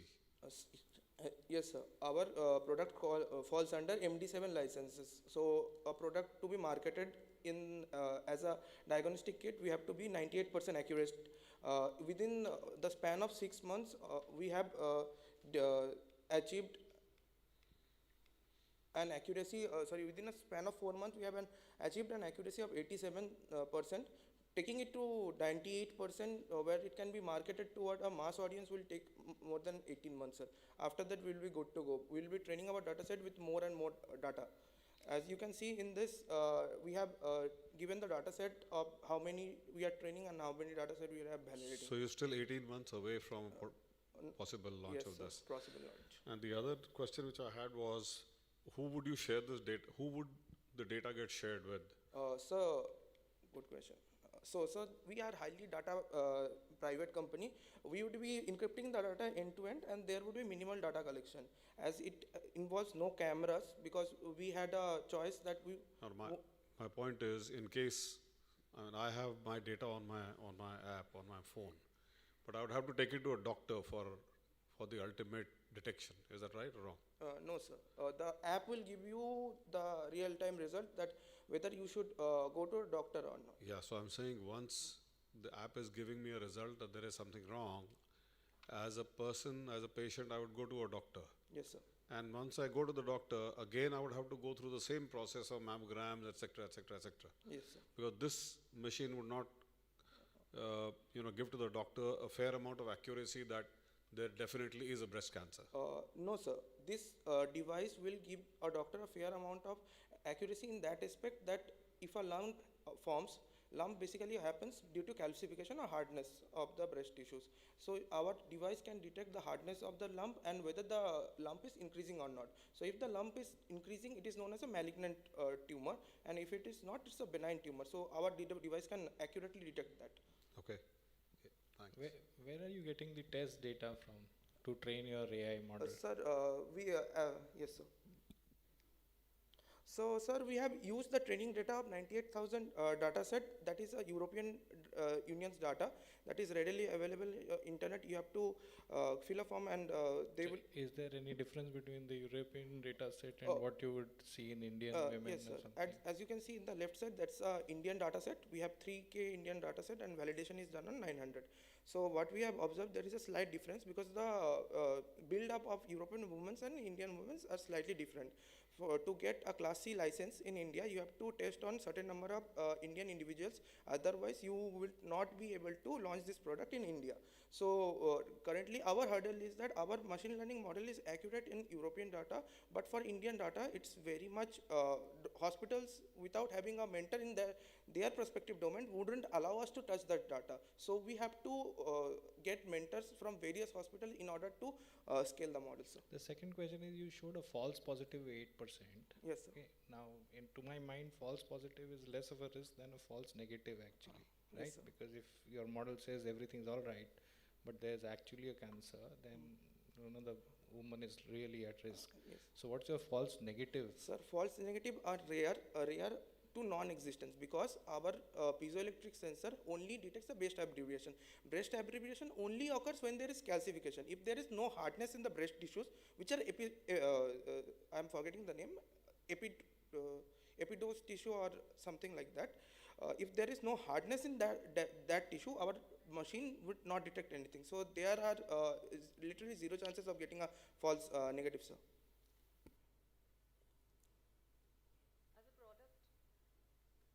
As a product, this is very interesting. And have you done any research? Is there anything existing internationally as a precedent? No, ma'am. There are alternatives available, like some research institutes are doing with AI camera to detect breast cancer. But using piezoelectric sensor to make a breast topology is uniquely ours. And as we have already mentioned, we have a person known as John Carnable from. He's a AIML expert in Cornell University. So we have been, it has been an undergraduate project of mine. We have been collaborated with him over 3 years to develop this, ma'am. Okay, fair enough. What I wanted to ask you is, this as a product is very similar to a blood pressure unit that one would have, or something like a blood sugar testing unit. The cost is very high. It is 12,000, right?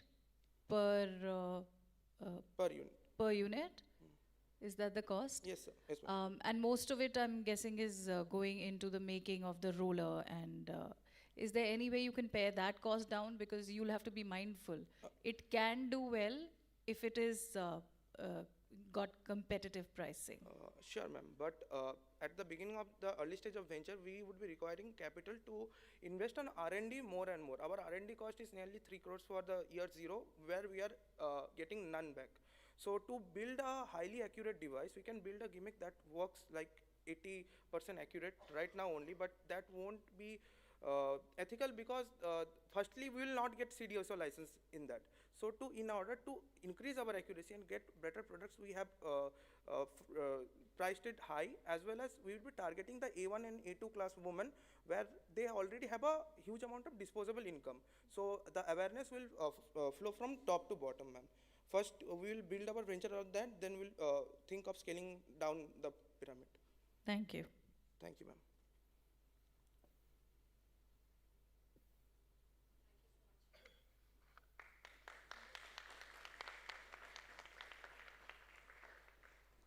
That was amazing, team. And now, a big shout out to the first 5 teams that have presented. You all have done a fab job. I'd like to remind our audience here at GeoTalks as well as on the live stream to vote. Our QR code will be displayed on the screen at regular intervals, so please keep voting. Now, with all those lovely pitches we just heard, I'm sure the josh in the room is quite high. But if it is not, I'm sure some caffeine will help. We will now take a short break and be back in exactly 15 minutes, 11:30, for the second half of this program. See you on the other side of the break.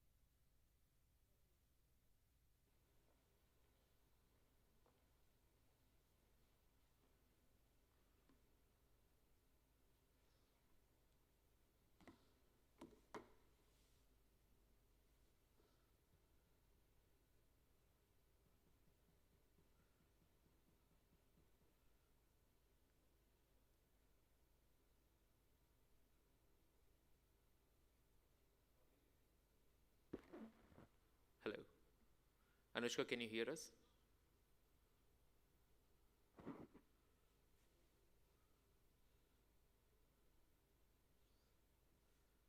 Can you hear me? Yes, I can. Is my voice Okay. clear? Your voice is breaking a bit, Are you using headphones? but I think yes, I am using earphones. Internet speed, everything is fine. Can you see your presentation on screen? Yes, I can see the presentation on screen. My voice is it still breaking? No, now it's clear. Okay. So, Anushka, we'll do a quick mic test with you. Can you just go on Okay. and speak a short sentence, introduce yourself, how you're feeling? Yeah, so hi, I'm Anushka. I'm feeling great. Here at Bangalore, the weather is very good. Congratulations. Thank you. Thank you so much. Yes. So, like yesterday, we will, as soon as, like you will be joined from now towards the end of your presentation, you will be on this link the entire time. The Okay. host will announce your name and your pitch video will start playing. Can we have her video Okay. once, how it will be visible to her?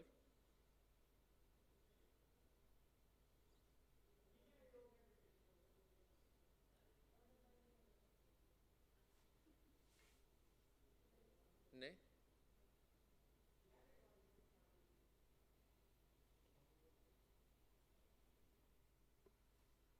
Okay. Uh,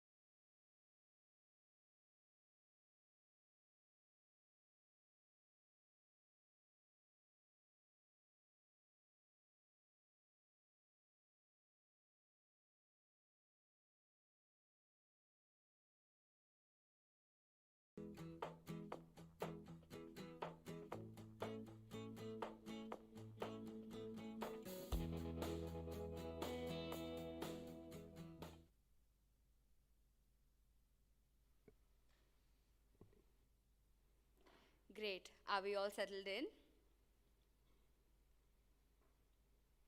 How's the Josh? That was very thunder. Let me ask again. How's the Josh? This was better. So, like we mentioned, we have a few of our finalists with their family members here. We also have a very special guest today, Ishan Jaggi. Ishan, would you want to say a few words?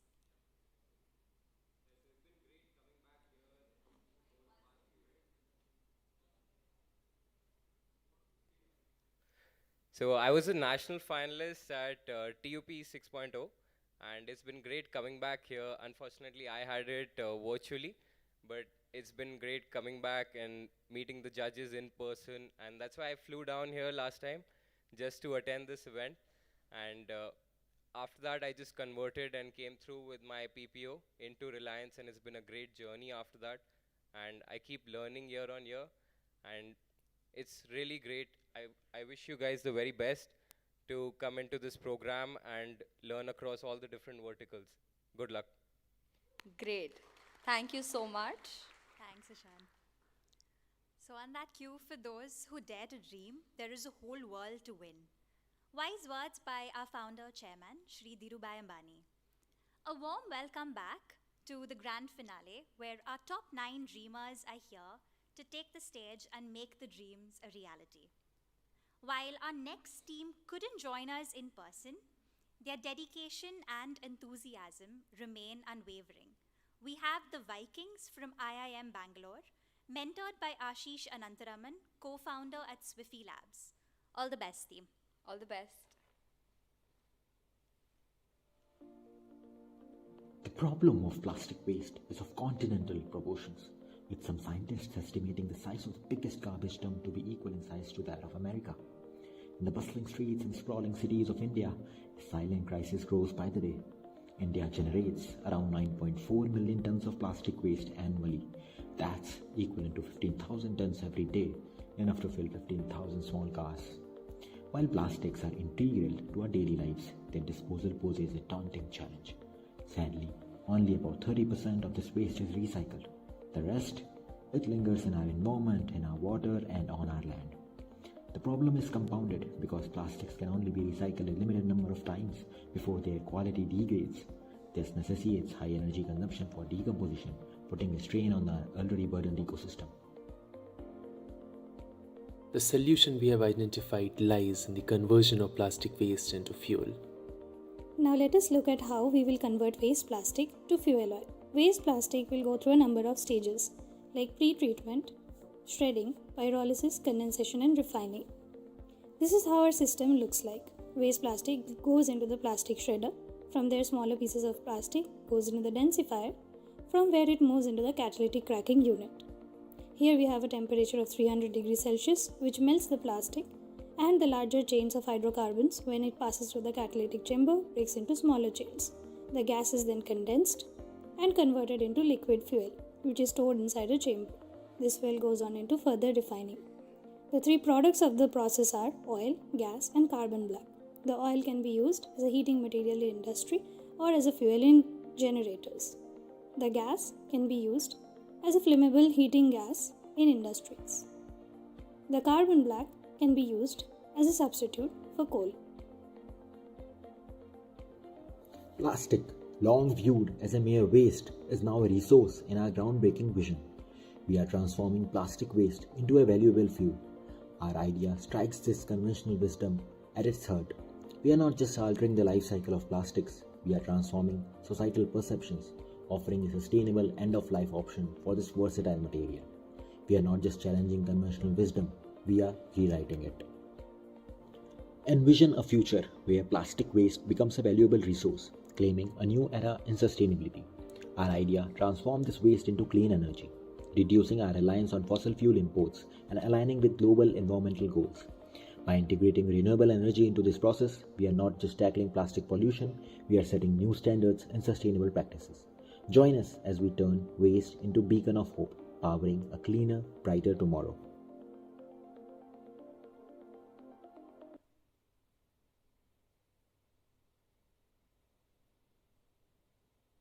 Hello, am I audible? Yes, you're audible. Sure. Thank you and a very good morning to everyone. So we are Team Vikings. I'm Anushka. So the pen on your table right now is made up of polystyrene. There is a 70% chance that this pen will end up in a landfill, as only 30% of the waste is currently getting recycled in India. This pen might as well end up in the digestive tract of a cow or the gills of some unsuspecting fish. Or we can convert the plastic waste into fuel oil and power our engines. Our idea enables us to do that. Next slide, please. Presenting to you Phoenix.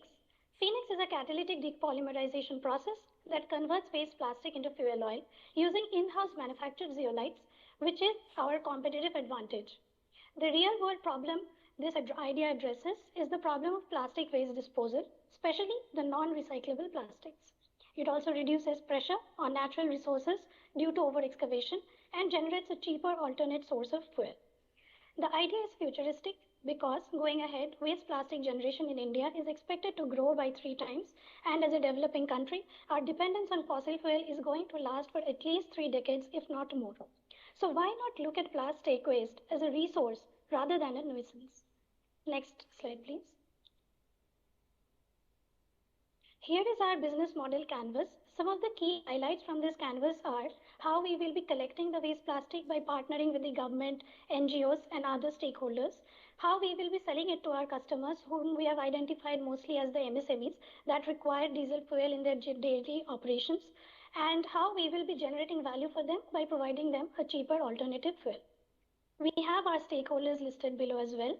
Next slide, please. Now here is a picture of our prototype and the catalyst that we use to convert waste plastic into fuel. Our technology will provide oil with very high calorific value, almost similar to that of diesel, and the process has no harmful byproducts and it is also scalable. Next slide, please. Now here is a roadmap and a summary of the financial analysis that we have done for a 5 TPD plant, which we have selected to build around Kolkata. The cost of processing 1 kg of plastic will be somewhere around 30 rupees, and we can sell it at somewhere around 80 rupees per liter of oil. The investment for this kind of a plant will be around 33 crores. Here we have taken very conservative numbers. Still, we will be able to break even in around 5 years. The roadmap is to get the patent for the catalyst and regulatory approvals for the technology and setting up the pilot plant in the first 2 years. Next 1 year, we will do the pilot study, and from 4th year onwards, we will start scaling up in other cities like Delhi, Mumbai, Bangalore, etc. So this was me, Anushka, from Team Vikings with our idea, and now I would request you to play the prototype video, please. Introducing a revolutionary plastic waste to fuel converter, a breakthrough in eco-friendly technology. This machine features an exclusive in-house designed zeolite as a catalyst, achieving an astounding 80% efficiency in converting plastic waste into oil. What you are seeing currently on the screen is a step-by-step process that was followed to manufacture a zeolite catalyst. This catalyst is a major competitive advantage to us. I have worked on using waste plastics to produce liquid fuels in the grade of petrol and diesel. Miss Anushka worked for more than 2 years in my team during this entire development. The products so obtained were checked for characterization and had important characteristics similar to that of gasoline and diesel. The said catalyst development technique was preliminarily checked checked with the Indian Patent Office, who have confirmed its novelty and patentability.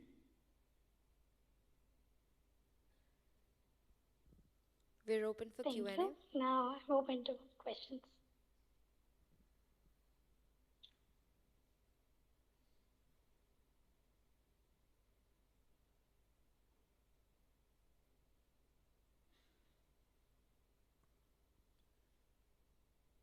Jury, we are open to questions, if any.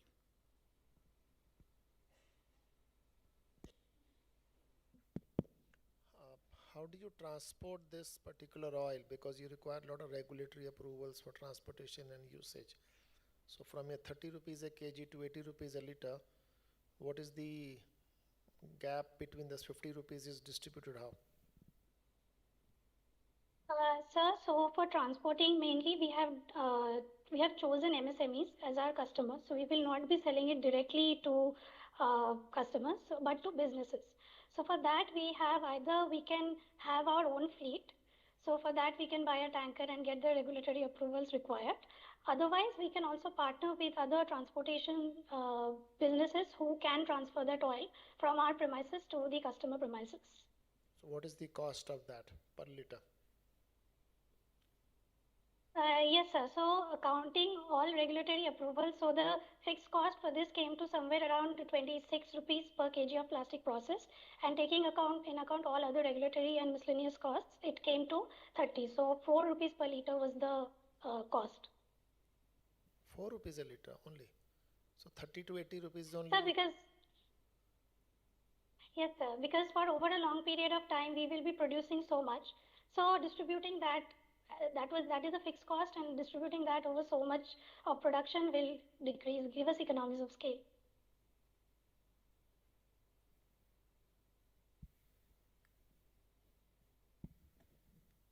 Is there anyone else who's doing this, who's got the similar technology? Sir, so there are a lot of small businesses who use this, who produce the same kind of product, but the technology that they are using is different. So a lot of them use thermal decomposition, which requires a temperature of 450 to 500 degrees Celsius. So what we are doing here is using a catalyst in order to reduce that temperature consumption. So we are saving energy there. And there are certain other businesses also who use a different kind of catalyst. So there is titanium dioxide catalyst used, and imported zeolites can also be used. However, they are very costly. So what we did, we synthesized this catalyst in-house, bringing down that cost as well. So once we get the patent, we will be playing on cost over the other competitors in the market. Just from a knowledge, a very simplistic manner, how many tons of plastic would produce how many liters of fuel? Sure, sir. So this process is around 80% efficient. So if you use 1 ton of waste plastic, that will produce 800 kg. So that is by weight of oil. But since again we measure oil in liters volume, so that will be somewhere around 100 liters of oil, taking 0.8 as the density of oil. And you said you would use this only B2B, only for MSMEs or SSMEs. Yes, sir. So actually, we spoke to certain businesses who do this kind of process.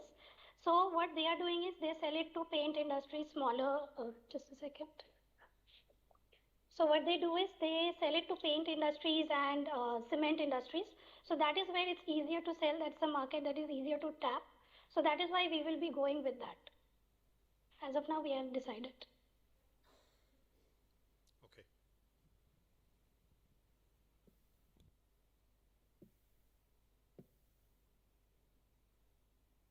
So how do you plan to get your raw material to your production or manufacturing location? Have you thought through the logistics of it?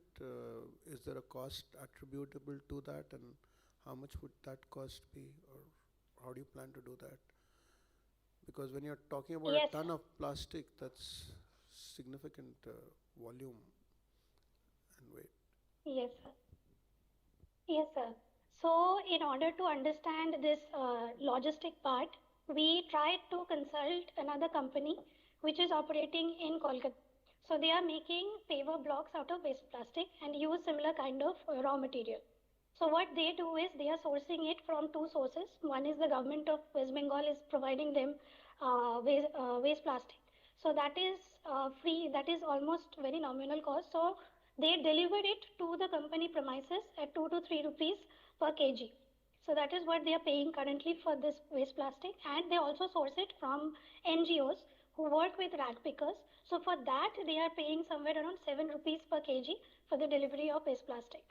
So we have taken the conservative number of 7 rupees per kg that we'll be paying for this getting the raw material.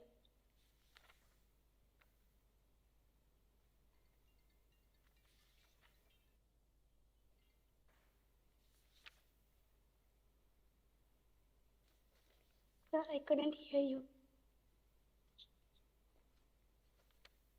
I think we are done with the questions. Thank you so much for joining in. Thank you. Thank you so much. Well, that was Team Vikings from IIM Bangalore who was joining us virtually. Moving on to the next team.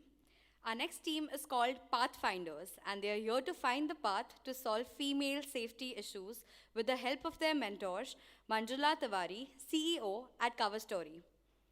This team is from IIFT Delhi, the college that is popular for winning the Popular Choice Award last year. Do our Pathfinders have it in them to win big this year? Let's find out. All the best for Team Pathfinders. India currently ranks 148th internationally when it comes to crime against women, which is only increasing year after year. The main reason for this is underreporting of crime by women in India in general. As per the NFHS report in 2021 alone, the underreported rate of rape or assault cases against women in India stood at a staggering 99%. The underreporting crime in public spaces can happen in many ways. There are few solutions like government support, police vans, State Commission for Women, Human Rights Department, etc. But we do not have a one-stop solution for most phases and phases of the crime. The most vital pain point we are trying to address is the fact that there is a severe lack of safety resources and tools available for women at critical times. This is hindering their accessibility to growth. We introduce you today to a new revolutionary super app for safety and well-being of women everywhere in India with the objective to empower women with knowledge, tools and features required to navigate the world with confidence. One look at the Kavach Power Shield app and you'll notice a lot of features integrated into it. For planning their trips using Route Planner, finding assistance when needed, and for finding nearby help as well as tracking and sending your real-time signal to your loved ones. In addition to these features, self-audit makes the app a 100% transparent one. It also incentivizes the local governments to improve safety scores. Our vision through providing future upgrades is to make it a comprehensive super app for all the safety-related information. Implementation of the Kavach Power Shield lab is going to be phase-wise. In phase 1, we include data gathering and analysis and implement it in major cities first like Mumbai, Delhi, Bangalore, Pune, etc. Here we also collect feedback from consumers to make it better. In phase 2, we expand the reach of the app to more remote areas such as tier 2, tier 3 regions and cities. We also now collaborate with CSOs and startups that are engaged in developing digital tools for urban well-being. We also now take it to B2B to expand the platform as an aggregator and online B2B marketplace connecting security service providers and clients. This helps us in premiumization of the app as well as monetization. In the third phase of implementation, we now take it to B2G. Here we propose and partner with urban local bodies, state governments that are also interested in improving the women's safety scores. We act as consultants and extend advanced surveillance and security solutions to them. We also now allow monitoring and performing periodic safety audits. This is possible through involving general public and employees in audit procedures through our built-in quick audit feature that would help them provide targeted services. In the fourth phase of implementation, we now have aggregation of all security services, government schemes and programs under a single app. We now categorize them according to the beneficiaries or purposes, like services specific to police or legality, women and children, skill development, health and wellness, etc. Residents can always be taken from government development apps like Umang and My Government. Now we have India's first ever unified super app for e-Suraksha. So good afternoon, jury. So the problem that we have highlighted in our video, as you can see, is the safety of women in public spaces. And India currently ranks 148 internationally when it comes to crime against women. And it requires to spend almost 6.2% of the GDP if at all it wants to achieve the SDG goal 5 of gender equality and security.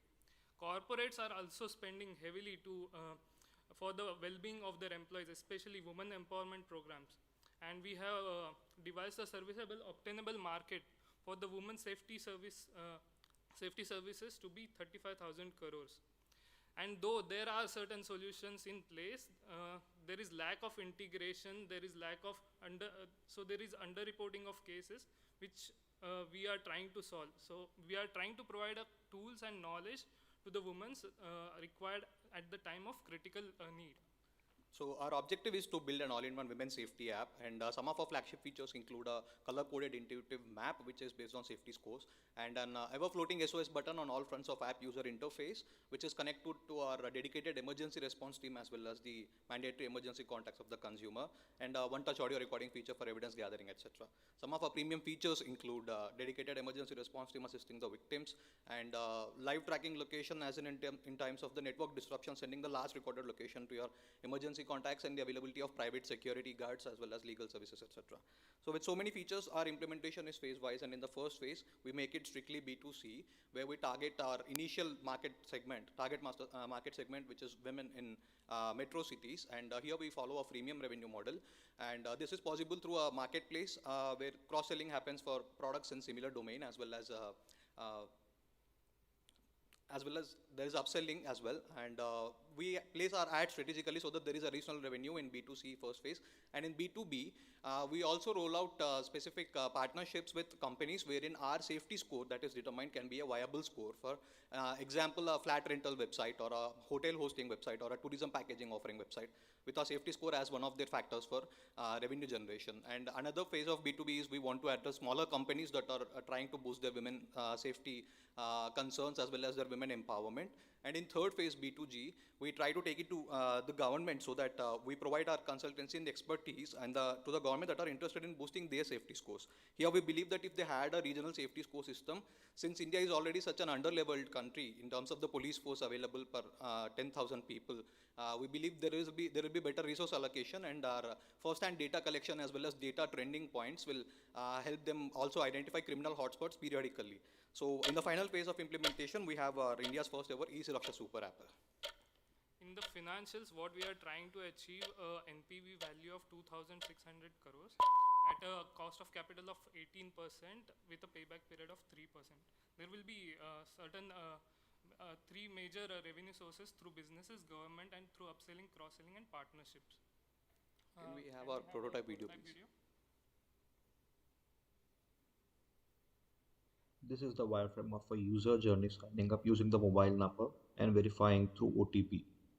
After verification, they have to provide 3 mandatory emergency contacts for SOS, which is made available on all fronts of the screen time. On the home screen, the user can access various important features, including an ever-floating SOS button, as well as route planner, safety zonal codes, guides, community, etc. In the route planner, a user can access safest route between 2 destinations. Within the zonal safety scores, the map is color-coded as per the safety rating. In the Find Support section, only a button stands between the consumer and the support needed. Even within the menu, there is an SOS button that can be used to send a signal with just a click. The user can access other features from within the home screen, like Find Nearby Help. The other features can be accessed through Sandwich drop-down. This is the comprehensive prototype of our Kavach Power Shield Super app. So I heard the word safety several times during your presentation, which is fantastic actually, because safety has to be a way of life. But I'm not too sure this is safety against what kinds of crimes.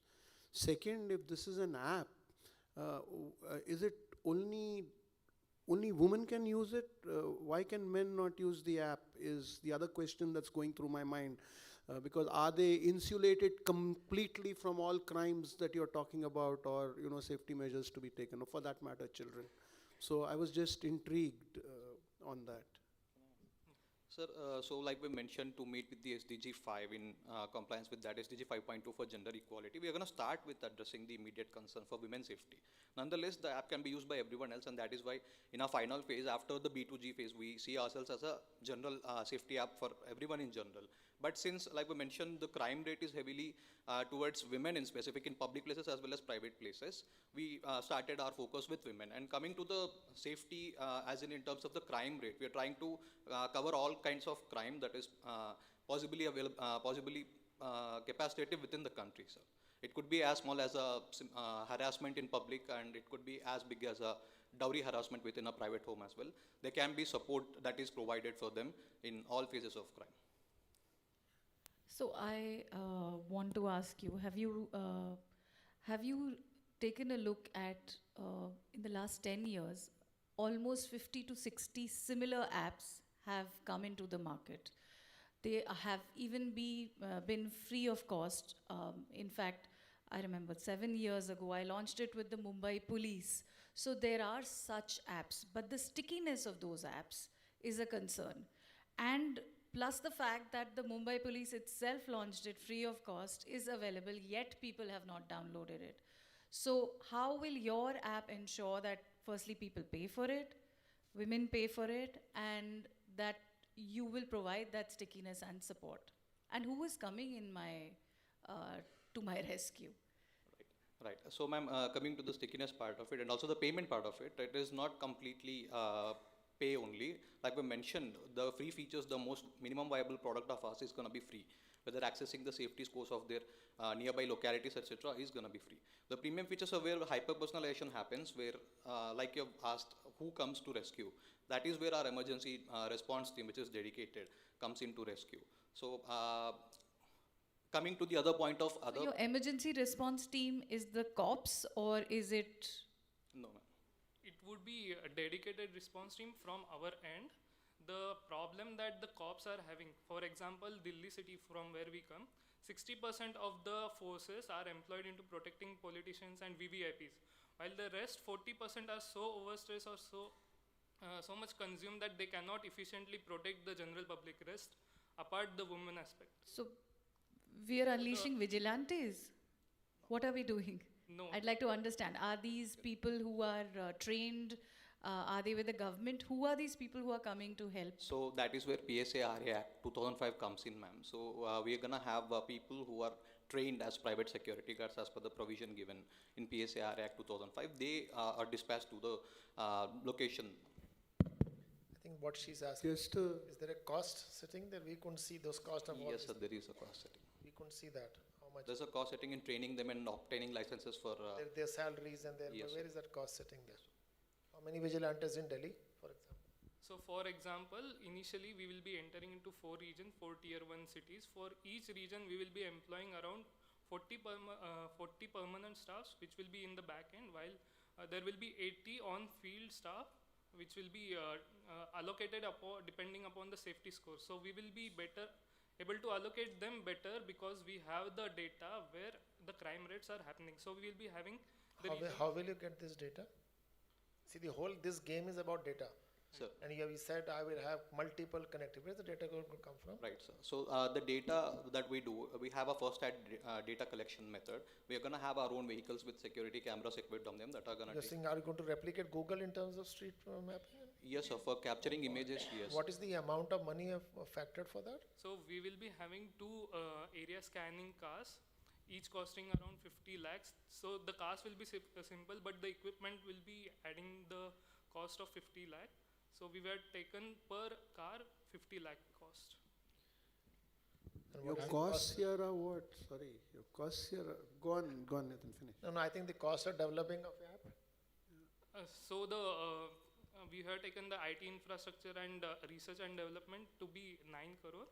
The capital expenditure would be App can be developed in 9 crore with all the backup info. just the app development part, but the setup, the infrastructure setup will cost around 47 crore for the first year. Very cheap for city like Delhi alone. Because we are entering only into 4 cities, not expanding initially. So, not very convinced about your revenue figure here. So, I heard you speaking about approaching women as individual consumers for your solution in the first phase, and then you mentioned something about the government and security agencies and all that. So 650 crores first year revenue. How many users and what's the per user fee, or how much does one pay to get service of your app to generate a 600? How many subscribers are you looking for in the first year? So we will be not generating any revenue in the first year. We will be directly go to business development. In the second year, we will be acquiring 100 clients. These will be small to medium scale businesses who are having almost 3,000 women employee base, and we will be having subscription model in the form of tiers, basic, super and premium, and these will be having monthly or annual charges. Second, the government projects that we will acquire from in the phase 3 onwards, these will be additional revenue components to our service.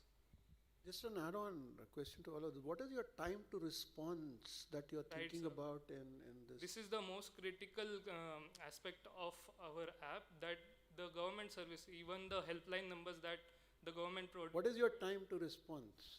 It will be under 10 minutes. Under 10 minutes. Right from pressing the button to the response that will be delivered to you, it will take around. Like Delhi?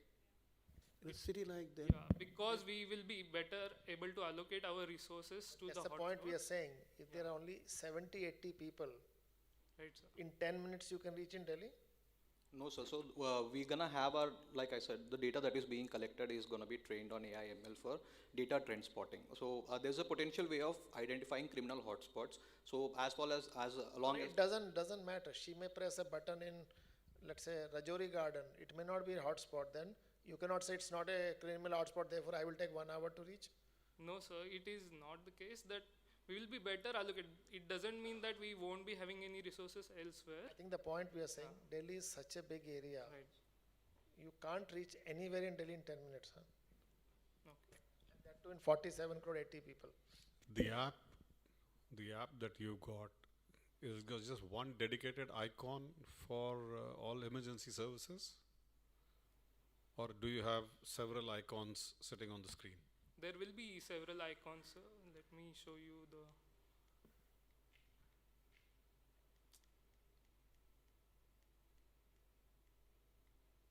So there will be several icons. If there is a requirement to travel to some place, it will just ask you the location. I'm saying there is a, God forbid, there is a woman who is in an emergency situation.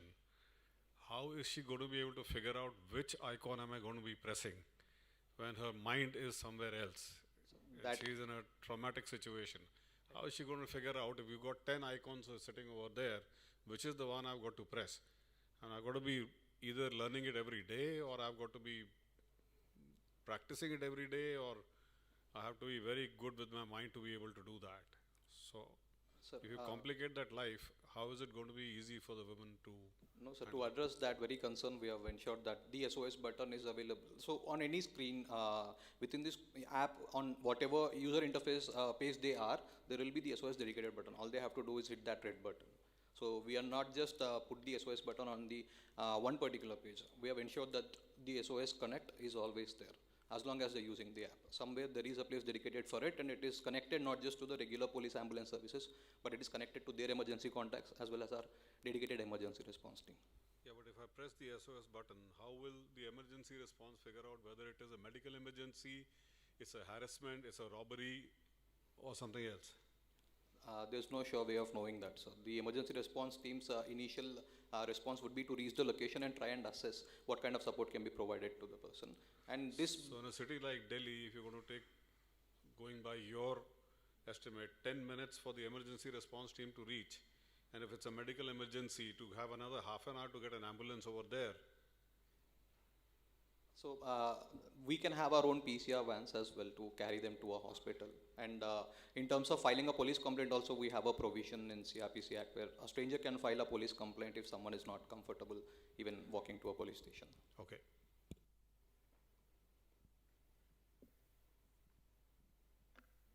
Thank you, jury. Thank you, sir. Thank you, team.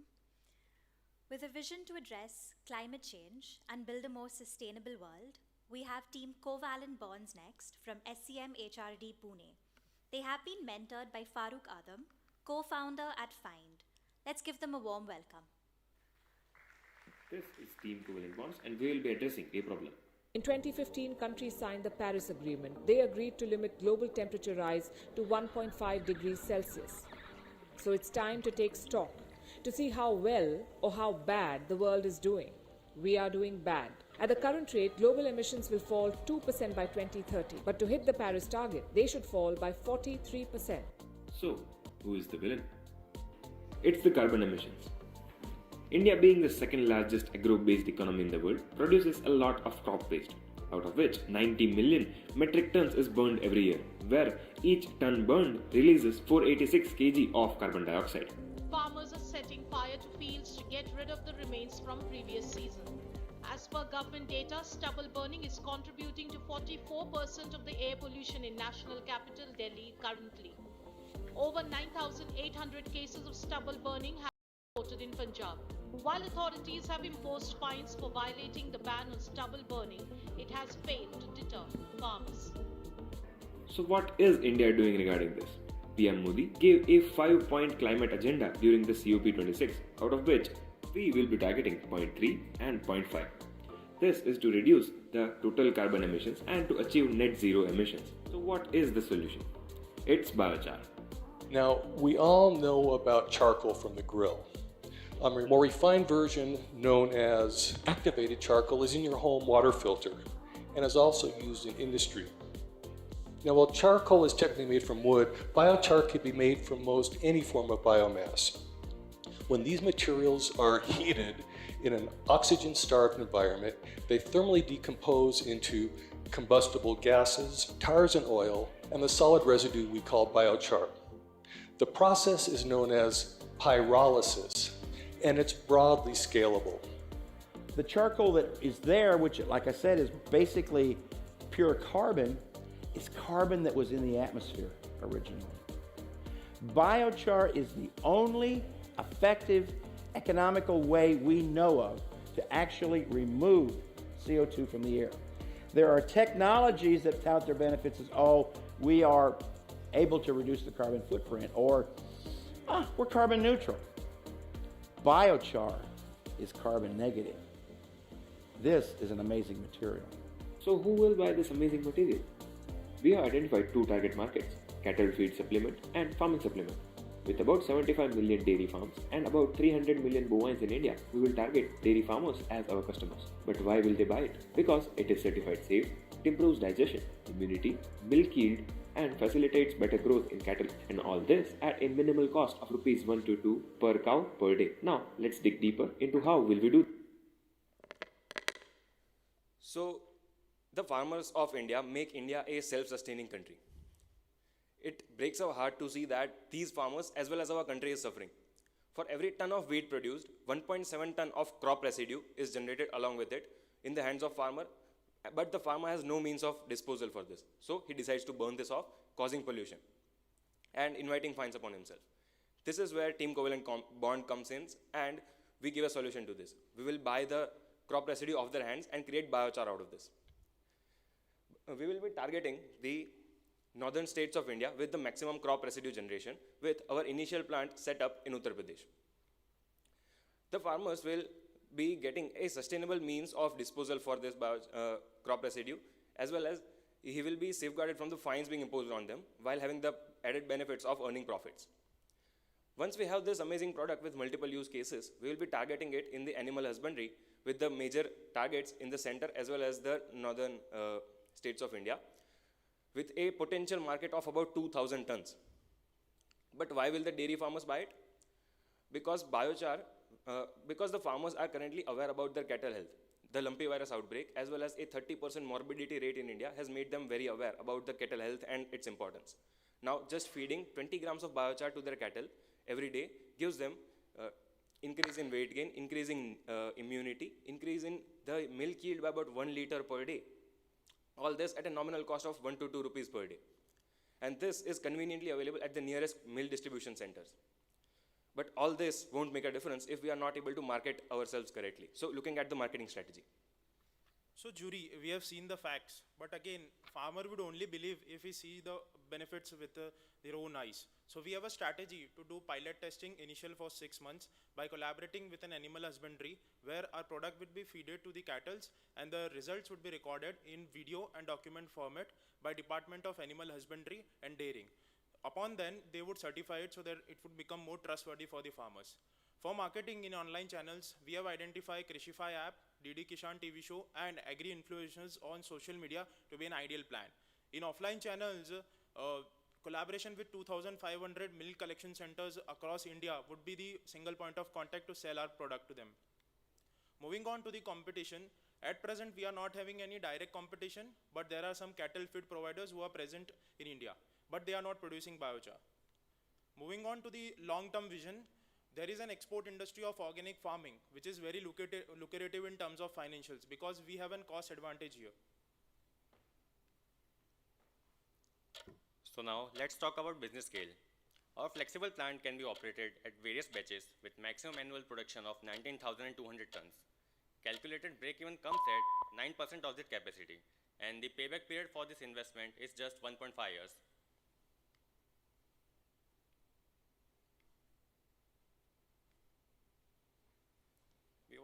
We also have some profitability ratios calculated for 75% of this capacity. ROE comes at 88% and investment is 66%, which is very lucrative for any manufacturing firm. Now getting on to the process and the prototype.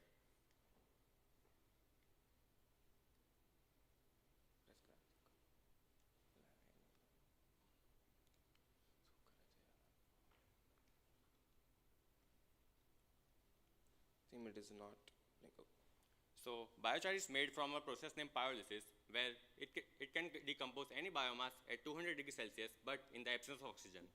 It forms biogas and bio-oil as byproducts. Now looking in the process at a 3D model of the plant, which can be shown on the screen, feed is entered into pyrolyzer and heat treated for 1 hour, and this causes the volatile matter to get evaporated, and this releases biogas that can be used in generation of energy within the plant.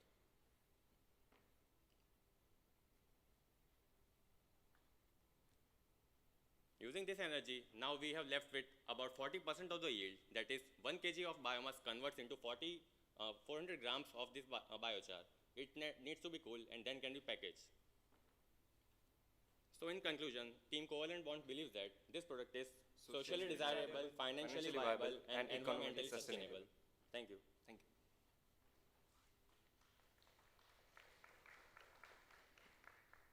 So in your presentation, while you have covered mostly the subjects which will come into play once the biochar is available, my question is, what are the logistics and the involved in collecting the feedstock and bringing it to the place where the biochar will be manufactured? What is the capex involved? What is the scale and size of operations? How will all that be managed? Because if that logistics was simple, today the farmers wouldn't be burning their stubble, right? So that is, to my mind, a bigger challenge. So what's your take on that issue? Yeah, this is the logistics are the greatest challenge for this, and we have considered we will be going to the farms and we will be taking on the stubble that the farmers have kept out from them.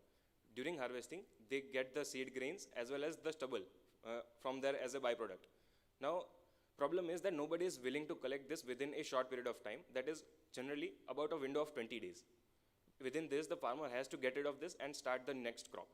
So for this, for getting this stubble within 20 days, we will be using contractual labor at the season peaks. The fact is that harvesting does not occur year-wide, but for major crops, it occurs in 4 main cycles. The first one comes in near Holi, and the second major one is near the Diwali. Meanwhile, there are a few of the cycles scattered in between. During this, we can hire contractual laborers, which will run their tractors or trucks across the nation or across the area and procure this. The cost of covering about 100 kilometers per day to get 2 tons of stubble costs about 6,000 rupees as per a entrepreneur we talked to in Gujarat. And apart from this, we will be giving the farmers an additional cost benefit of procuring, we will be buying the stubble from them. So they will earn a bit of money and they will be motivated to sell it to us. I think the message what he's trying to give it to you today, the same logic has been applied for biomass collecting in north, and it has flopped for last 2.5 years, 3 years, because 95% of the people have not converted the letter of intent into an actual, because this is not practically happening. This is not working out. Stubble collection and then using for biomass, not for biochar. Yes, sir. On the similar lines, we also interacted with various farmers. They have this issue that they have this waste, but no means to get them to any facility that can process this. They only just need any support system or contractual labor that we will be bringing in to collect this system. Cost is very high to make it a viable sir. proposition for biomass also, so I'm sure this will be the same logic. Yes, sir. We have considered this So cost. therefore, we are doubting your financials. We are doubting your financials very clearly. Yes, sir. Talking about the financials, this is the operating cost that we have considered, and majority of the production cost come from 2 elements, that is utility cost and this transportation and procurement cost. We can see in the Let's variable. leave your production cost aside. Let's just stay with this right now. You said contract labor. So how many contract labor are you going to use? Sir, if we look into the details, about 203 trucks are required. Okay, let's stay with 203. 203 trucks. So how many contract labor per truck? Per truck, either two will suffice, because one will be Either the two, okay. sorry, two will suffice. One will be the driver, and one will be the laborer who goes along with the driver. Okay, so what You cannot load a truck in it with one labor. with one labor, exactly. The stubble is generally collected by the farmer already. You just have, it is in forms of heaps, because when you use the happy So thresher, when you have to load in a truck, it doesn't have with one labor. You don't have machines, so it is going to be done manually. the farmers usually have a bit of their bit of machines at the harvesting point. They don't have loading machines, please. And what is the cost that you've considered as wage for the driver? Yes, the average wage that we found out by talking to a person who does this is about 500 for the driver and 500 for the labor per day. Per day. Yes, and the fuel cost for transportation of the truck for the entire day goes to about 5,000 rupees. So per day cost goes to about 6,000 rupees. So you're telling me that 500, if you do 500 and you do your maths, how much does it come out to per month? 500 into 1,000 plus this 5,000 rupees of truck. No, a driver. So how much will you pay a driver per month? So if we run for 20 days, we will give him 500 into 20. 10,000 rupees. 10,000 rupees, you think you'll get a driver? A truck driver at 10,000 rupees today? You may need to relook at the wage structure and also the minimum wages that might be applicable, because you may be way off the number there, is my feedback to you. Okay, even if we increase the transportation costs, and that might impact our selling price, that will end up in the hands of the... Precisely, this is Yes. what I think. This is not a practical calculation you have shown. But still, if we are able to produce it, once we are able to manufacture the biochar, even if this is 30 rupees, if we make it in, let's say, 50 rupees per kg, there is still potential for selling, because even in India and even outside of India, the biochar is being sold at a very high price. So there is potential for undercutting. And so regarding the price point, this transportation cost has been guesstimated with respect to region, as our plant will be set up in the Noida, that is close to all the agricultural belts. So initially we have 6 months of pilot testing that will build the network, and then the farmers will itself connect to ourselves. So we will have to figure out that how it will work. But for the starting point in this calculation, the majority component of transport cost has been estimated, and that is roughly about 50% of our operational cost. And that boils down to per kg of production cost at 31.5 rupees per kg of production of biochar. Sir, also the selling, the procurement cost is considered as 500 to 2,500 rupees per ton. This is because in some areas, the farmers will be happy to give us their stubble even for free, while in some areas we might have to persuade them by giving them some additional money. This money can be diverted for the collection or transportation purpose. So we believe that it can be collected, and there is a solution.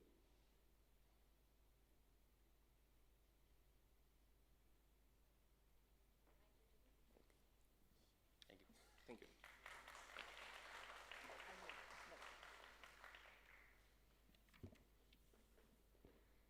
Thank you so much, team. Last but not the least, we have our 9th finalist, Team Silent Storm from IIM Lucknow. With the help of their mentor, Sahas Malhotra, CEO at Geo7, they're ready to weather a storm in the healthcare space with their innovative idea. All the best, Team Silent Storm.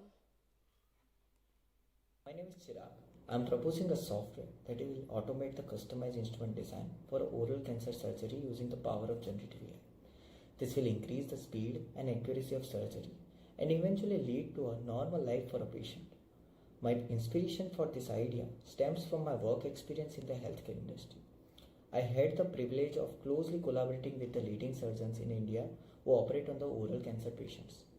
What I discovered was a critical problem. The accuracy of oral cancer surgery heavily depends on the surgeon's judgment, increasing the risk of patients not getting the quality of life. Also, current customized solution is not scalable as they involve a lot of human intervention. The software I am designing will follow 6 simple steps to reduce the designing and planning by around 90%. Step 1. Import the patient CT scan. Step 2. AI will generate 3D bones from the CT scan. Step 3. Surgeon will input specific requirements related to surgery. Step 4. AI will pre-plan the mouth construction. Step 5. Customized instrument will be designed automatically by the AI. Step 6. Customized instrument will be 3D printed at the hospital venue. This customized instrument will make sure the reconstruction is exactly as per plan. Hospital will be provided with our software and it can be operated by surgeons or their assistants. Fees will be charged on per case basis to hospitals. From a business perspective, the potential impact is enormous. The Indian Cancer Society reports over 1 lakh cases of oral cancer annually. Our solution not only saves life but also makes a sound business sense. It addresses a critical need in the market, enhances the surgical outcome, and improves the patient quality of life. Precision, automation, and the scalability are the cornerstone of this idea. And with your support, we can make this vision to a reality. Thank you.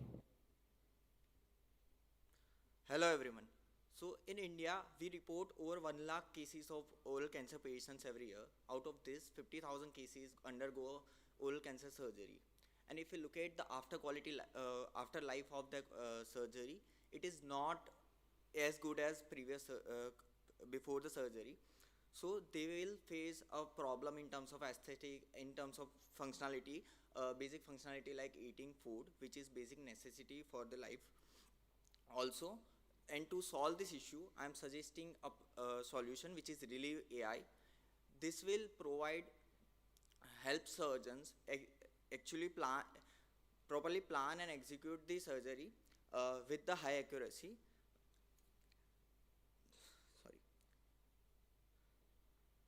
Relieve AI will follow 5 simple steps. So in order to bring the scalability in this industry, we are using the automation with the help of AI. It will automate 3 key steps. First is it will convert the CT scan into a 3D model with the automation. Next, it will do the pre-surgical planning and it will design the customized implant which will be 3D printed at the hospital venue. So to implement at a ground level, we will set up a lab at a hospital venue where we will supply the hospital with 2 things. First will be the Relieve AI software and the second will be the 3D printer. And for 3D printing service, we'll collaborate with the leading 3D printing company which is Formlab, which is considered in the gold standard in the Indian industry. Next, 3 key things which we are bringing with this. First is we are reducing the surgery time as we are taking out the planning time outside the surgery. Second, we are increasing the accuracy as our software will try to articulate and maximize the curvature of the mouth reconstruction similar to previous natural bone. And the last is delivery time. As we are setting up the 3D printing facility at the hospital itself, it will reduce the delivery time, and along with that, with the help of automation, we are bringing the 10 hours of planning time to within 15 minutes with automation. Next, if you look at the competitive landscape, competition are currently operating in the one particular part of value chain, and no company is currently automating the end-to-end design procedure for one particular surgery. Our ecosystem will follow highest standards to meet the international requirements like ISO 13485 certification, HIPAA certification, and the FDA.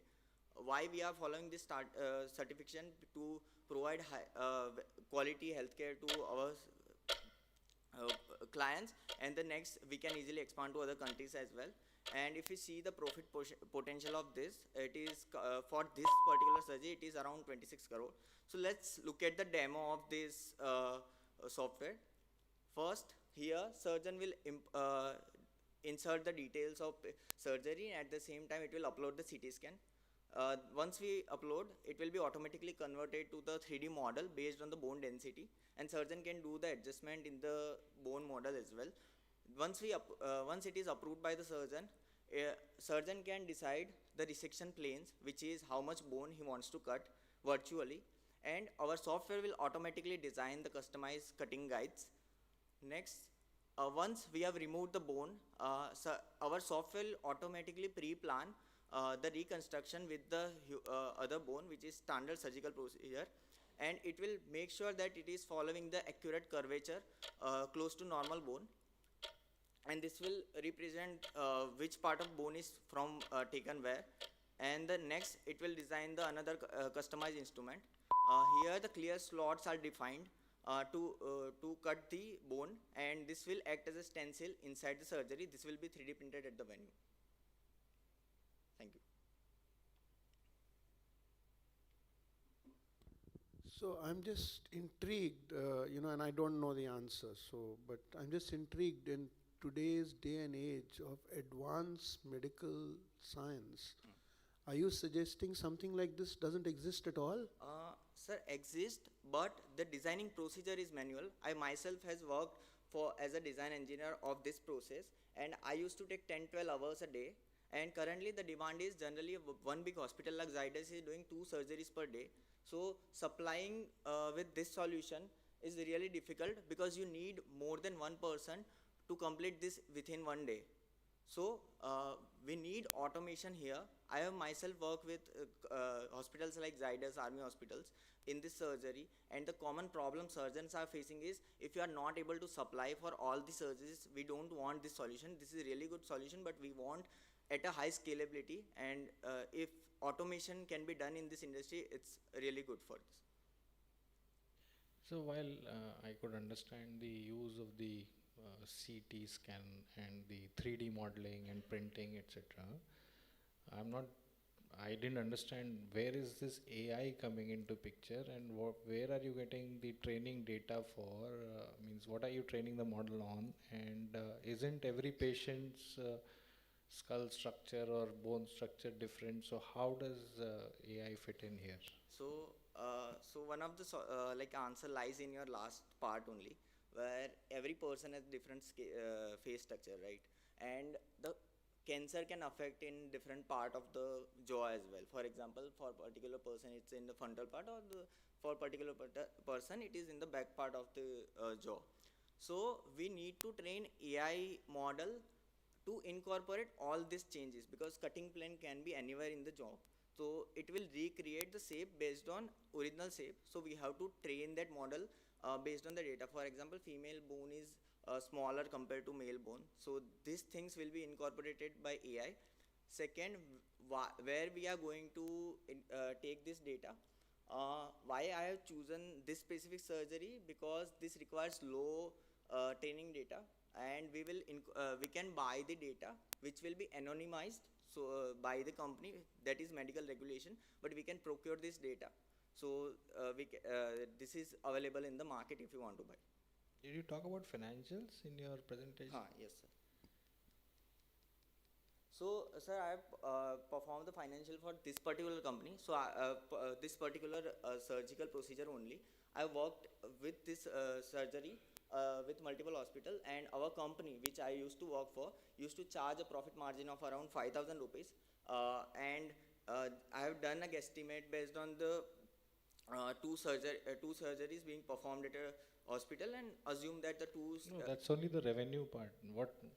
There are no costs associated with it? No, sir. I have already information about the profit margin of this industry, and that's why I have taken that proxy directly. And I understand there is a cost associated in terms of software development and the maintenance cost of that particular facility as well, which we provide other value-added service to our clients as well.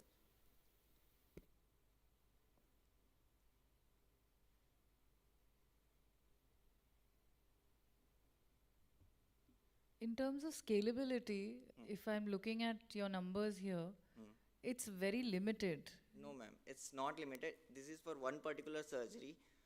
Once we do. How many such hospitals will be there that you will be supplying to? So there's one machine that you would provide, right? No, we are not machine providing. We'll help them set up a lab. Yeah, the setup that you provide.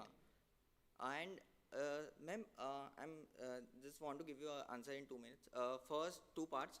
First is we will acquire the data once we do the multiple surgery. Using that data, we can train our model with different surgical procedures like knee, hip, and the shoulder, etc. So this will broaden our market. Also, if you want to expand internationally, for example, they have to set up lab at their location. We will be virtually present with our software there only. So expansion both horizontally and vertically will be possible for this.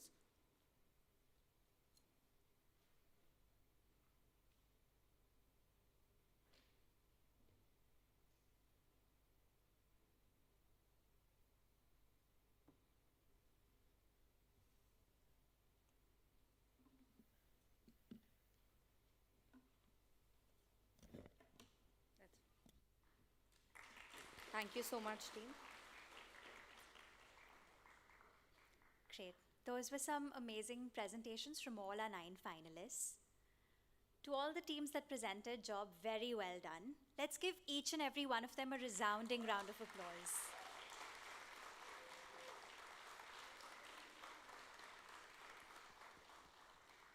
How are you all feeling?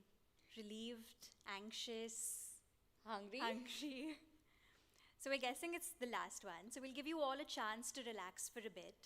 So we'll take a break for lunch while our jury deliberates as well. So we'll reconvene in an hour. So around 1:40, let's all get back here. So we'll see you soon. Great. See you soon.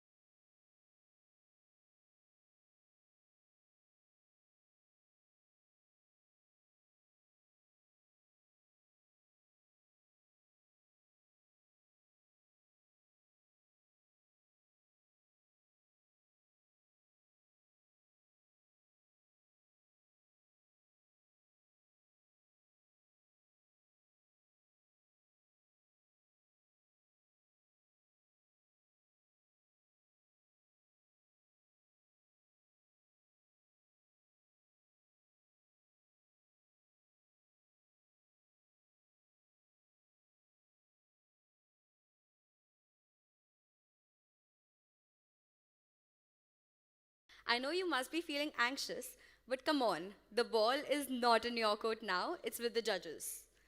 Oh wait, it's literally with the judges. Ashwini, can you please show them the ball? To calm your nerves, we have a quick game for you. We have it as a soft ball, which we will be passing to a team. You need to throw the ball around until the music plays. Once the music stops, whoever has the ball gets to answer a fun question. Are you all ready? Let's begin. Ashwini, if you can pass the ball around. Music.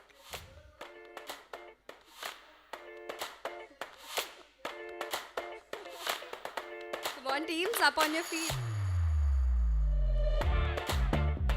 Let's go.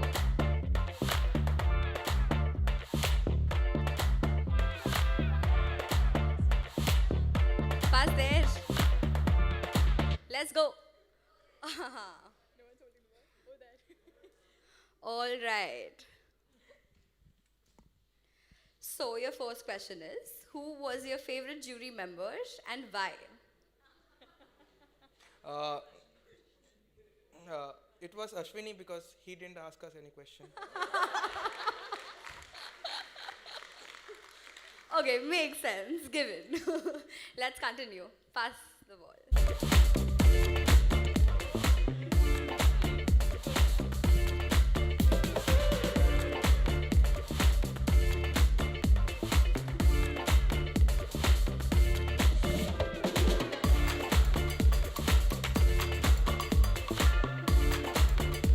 Quick, quick.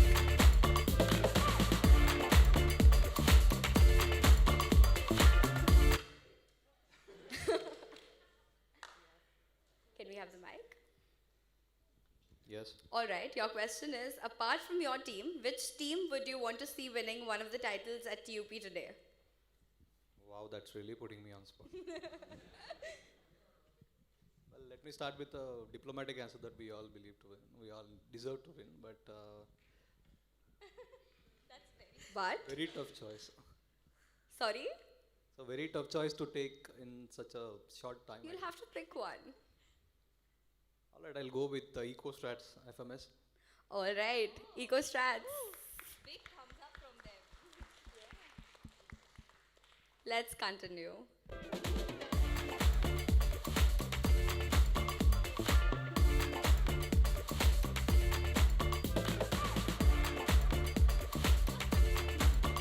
Quick, quick.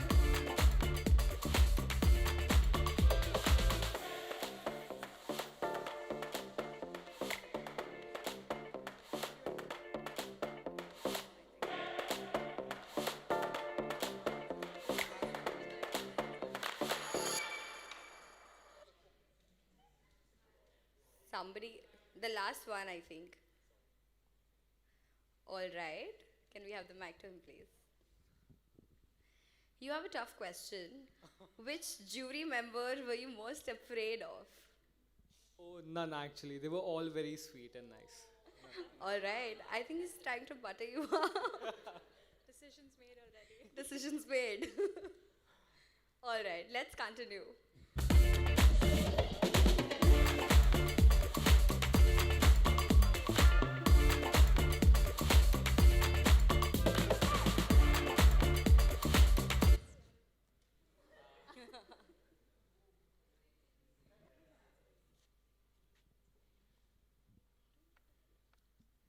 Okay, this was the last section, so we'll switch things up a little. You get to ask a question now to any of our jury members or the teams. What will it be if you need to ask something? I think it would be great if you would let us know that one skill, which is going to be consistent all over, like all for us, as well as till the time we grow in our careers. So that one skill that we could, start building up even right now. You're asking that to our jury members or anybody in specific? Our jury members. Okay. All of them. Jury? Yesterday, we very fondly presented you with a book which called Same as Ever. Okay. It basically deals with the idea of what will remain permanent in this world which keeps changing. So have a go at it. I'm sure you'll get your answers. Oh, sure, sure. Thank you. Thank you so much. Great. So now that the energy is high, let's continue with this. So, as an organization, we believe everyone is a winner. And you have proved this today because you've had the courage to pitch your ideas and you all have done that so well. But of course, we all want to know who the ultimate winners are. So, we'll invite the jury members to join us on stage, please. Yes, let's give them a round of applause.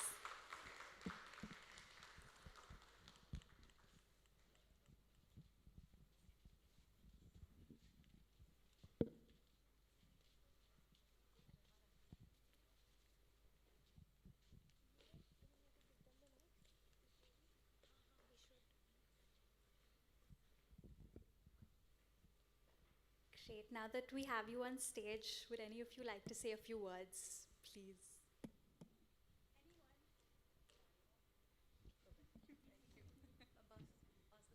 Yeah, we'll start with him. Well, I think all of you had some fantastic ideas, and it was really a tough call in terms of whatever you wanted to take. All I can say is many congratulations, all of you. All of you are winners and exceedingly well done. Thank you.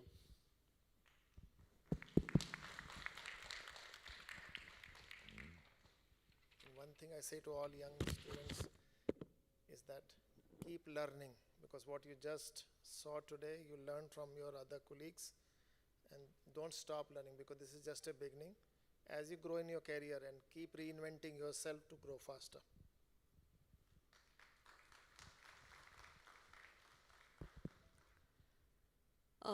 TUP 9.0 has been fab. I think the winners, yes, and the participants, yes, but also the organizers. So a big hand for yourselves, people. People in the audience, people who have organized, Arun, Blossom, all of you. Fantastic job. Thank you, Ashwini, for having all of us here yet again. And there's just one piece of advice I think one person had asked, and don't ever give up, guys. Entrepreneurship is going to be a tedious journey. It's going to have its highs, its lows. Don't give up. You will make it eventually. Good luck, guys. Personally, I think whenever I come for this event, there are always learnings which I carry back. So it's not just about what you pick up while you are here, or from the questions that we ask. Sometimes we are completely unaware of what is happening, because we can't be, none of us can be expected to know everything about everything that you guys all speak about. But we get to learn a lot from all of you, and I love the confidence. I love the way all of you were presenting, and the fact that none of you got shaken up with any of the questions that we were asking. I think that goes to show the amount of preparation which all of you have done, and the conviction that you have behind your ideas. I think that's important. As Tanya said, it's important to keep at it, keep going, and if you're convinced about something, whether you carry back something from here today or not, but if you are convinced about what you are doing, then stay with it. And my best wishes to each and every one of you. Well done. Well, this morning has been great. It's as Sunil said, when we come for this event, and it's our good fortune that all five of us have been, this is the second time that we are doing this jury duty together as a unit. And when we see these presentations and when we hear all you people out there, we just get filled with so much joy and happiness ourselves to see where the young force of the country is heading towards. Today we saw presentations on healthcare, safety, issues related to sustainability, things related to someone presented on this infant nutrition and things. So wide-ranging issues, and it's so nice to see the people, younger generation out there thinking about these issues and really coming with ideas which definitely can make things better in all these spheres of life for all of us in this country. So it's always heartening. Your enthusiasm, your energy is infectious. We go back with lot much more energy to do our jobs better and to learn from you, saying that if you are thinking this way, we have to kind of match up to that and come up to your expectations as the younger force of this great nation. Thanks. Thank you, jury. We'll now move on to the results, the most awaited part of this evening. Okay, so I have all the members have nominated me to do this pleasant job. Any of you would like to take it back or something? So yesterday was a great afternoon. This idea fair concept. I personally was there and was like mesmerized by the kind of energy and some people actually coming out of the stalls, soliciting votes and inviting people, trying to explain again and again what their concept stood for. But I think the votes not only came from the people who visited the stalls yesterday, but from all across the country. And I don't know if you have a count of how many votes finally we got, but the popular choice award winner is very, very clear. And it's my pleasure to announce the award which goes to Agile Alchemist, MDI Gurgaon. This is their concept on male fertility.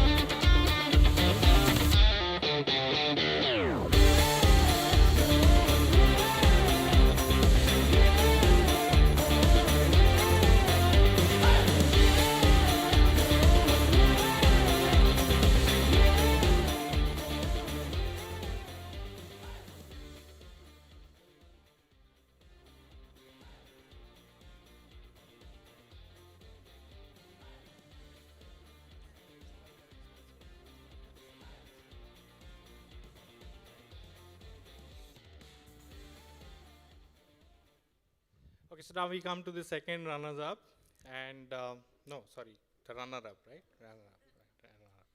Sorry for that. And all of us, when we were deliberating, we were just amazed, and we would like to convey our appreciation to the kind of research and thorough detailing that this team had done. And they were not flustered with any of our questions, and in fact, the rigor with which they had approached this subject and had got into the nitty-gritties of what they were talking about really impressed us a lot.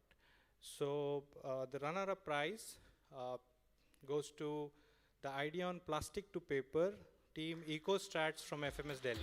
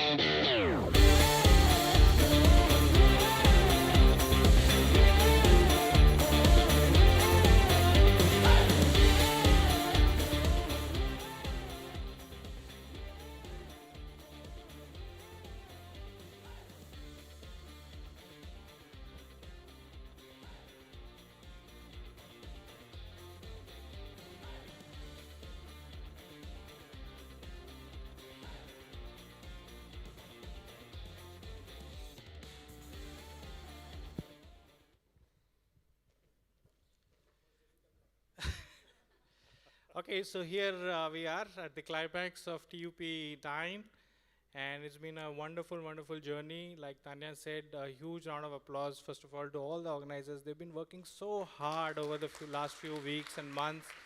bringing all of you together, bringing all of us together. And it boils down to this one moment where we go ahead and announce the ultimate winner for the ultimate business case study competition across the country. So I would also say that when Blossom announced the lunch break, she said we'll be back in an hour, and you would have seen that the jury kind of joined you at lunch pretty quickly, okay? So, and the reason for that was that, all of us were pretty unanimous in our choice for the ultimate winner of TUP 9. And that was because the subject, resonated with all of us in terms of its wide applicability to the society at large, as well as the detailing that people had done, including an evidence of prototyping and the kind of mentorship that they had gone through, etc., giving us a lot of confidence in terms of saying that today, if we support this idea, tomorrow it has a great potential to change the lives of the people around us and really help everyone. So with unanimity, we declare the champion of champions this afternoon, the ultimate winner, Revengers from I Am Kashipur, for their idea on breast cancer prevention.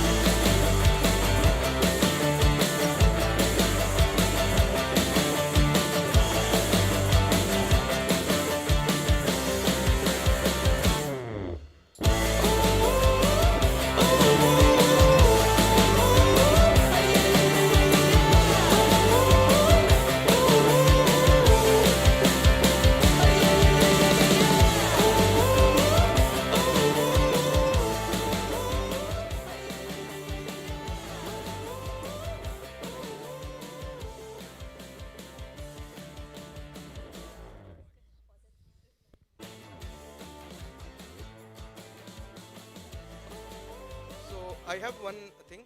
You know why we are calling us Revengers? Because last time I got eliminated in the first round. Well done. Okay. On that note, can I just invite Arun and team up on stage? Okay, I think Arun and team, the team that put TUP together. Please, Blossom, Arun, the entire team that put TUP together. Come on, come on. Marin, Minal, get on stage here. I have the wonderful hosts here, and thank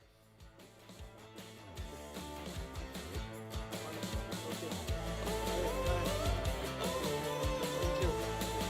Okay, and on behalf of all of us, I think every year one scene, and we had the Unstopped team.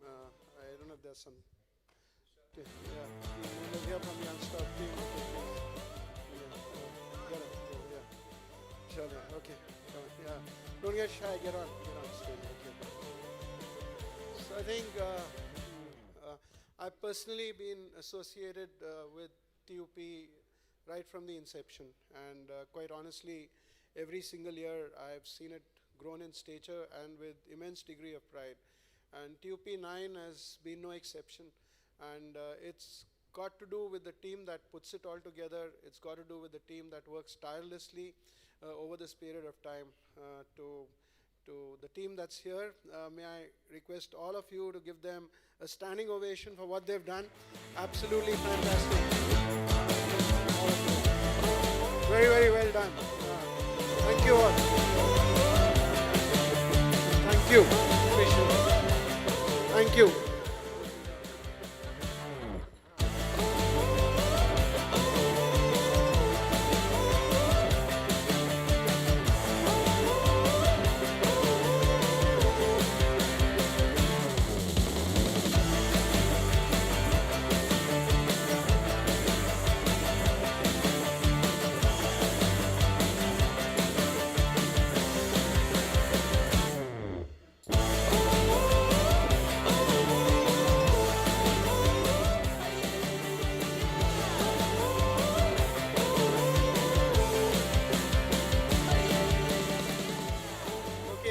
you all. Thank you.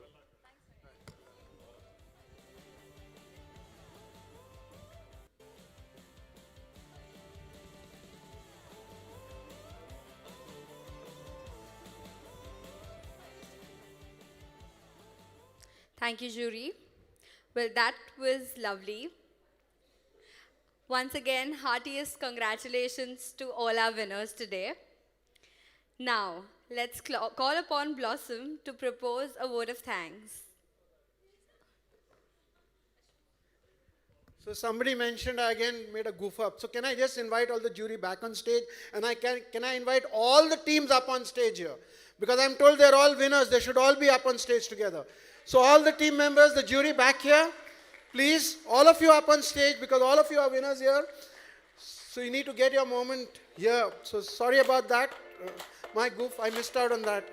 Yeah. Okay, Blossom, your vote of thanks will have to wait a couple of minutes. Okay. Go on, come on. Quickly, all team members up on stage, please. Quickly.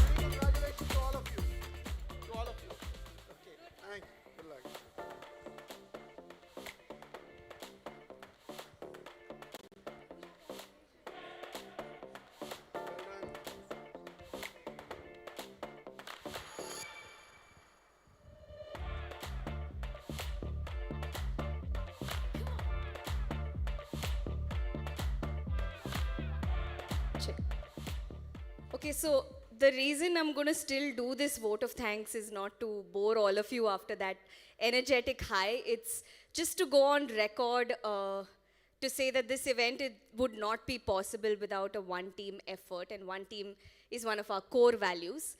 So I have a list, and I'd really like to thank all of these people. So bear with me. Firstly, our jury, Nitin, Sunil, Tanya, GRV, Ashwini, thank you for challenging the teams and making this very interesting today. To all our mentors from the various startups at Reliance, Neha, Sahas, Farooq, Kshitij, Ashish, Jas, Lavanya, Manjula, and Nishant. A lot of them tried to make it here, flights got cancelled, things got delayed, but they were still passionate enough to mentor each and every team, so thank you for that.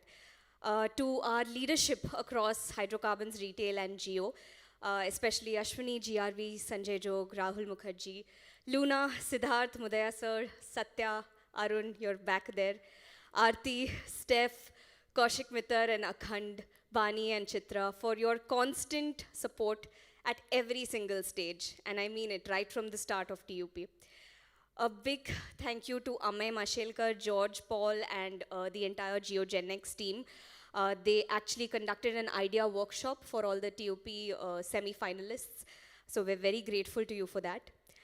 To our high potential caps, they evaluated the ideas right at the start and tried to look for the diamonds in the rough. To all our RELs who hosted T.U.P right from the launch up till the campus rounds, and also to the RELs present here who are so passionately attending T.U.P through all these years. Special thanks to the parents and to the family members. Thank you for making it from far and near. I'm sure you feel really, really proud of your kids who came up here and did what they did. So thank you for being here, and we hope you have a special day ahead. To our internal teams, firstly, special thanks to the HR fraternity. A lot of you are here. Thank you for making the time. PNC for ensuring that we get only the best when it comes to our initiatives.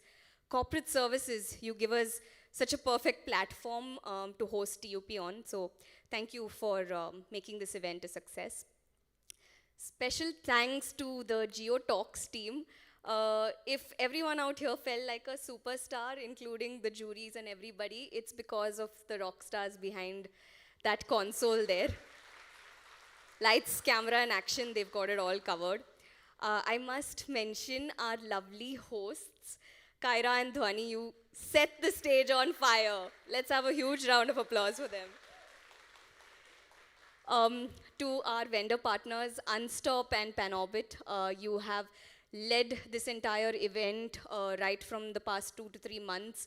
You've been working tirelessly along with the team T.U.P. So thank you for everything that you do for this event. We truly appreciate it.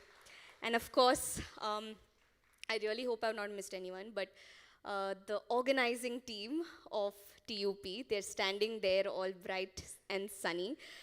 Just to take a few names, Meenal, Merin, Nikita, Avni, Arnav, Ashmita, Rishabh, and Supriya, who's not with us right now, but virtually, of course. You are the best team that we could have ever asked for. Thank you for everything. And lastly, you know, an event of this stature is only possible when it is driven with passion and purpose. And for us, that purpose is you, the teams. To all of the students, the top 9 over here, and all the students throughout the competition, right from the start till the end, thank you for inspiring us with your ideas. T.U.P is for you, and it is because of you. So keep shining, and all the very best for everything. Thank you. Thank you, Blossom. Ladies and gentlemen, we have now reached the end of today's spectacular event. Thank you for joining us today for this remarkable competition. I'm sure this was a great learning experience for all of us.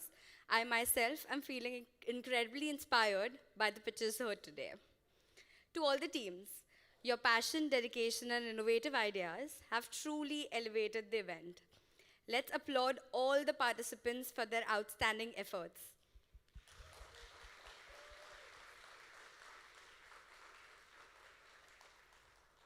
Well, this brings us to the end of the Ultimate Pitch 9.0.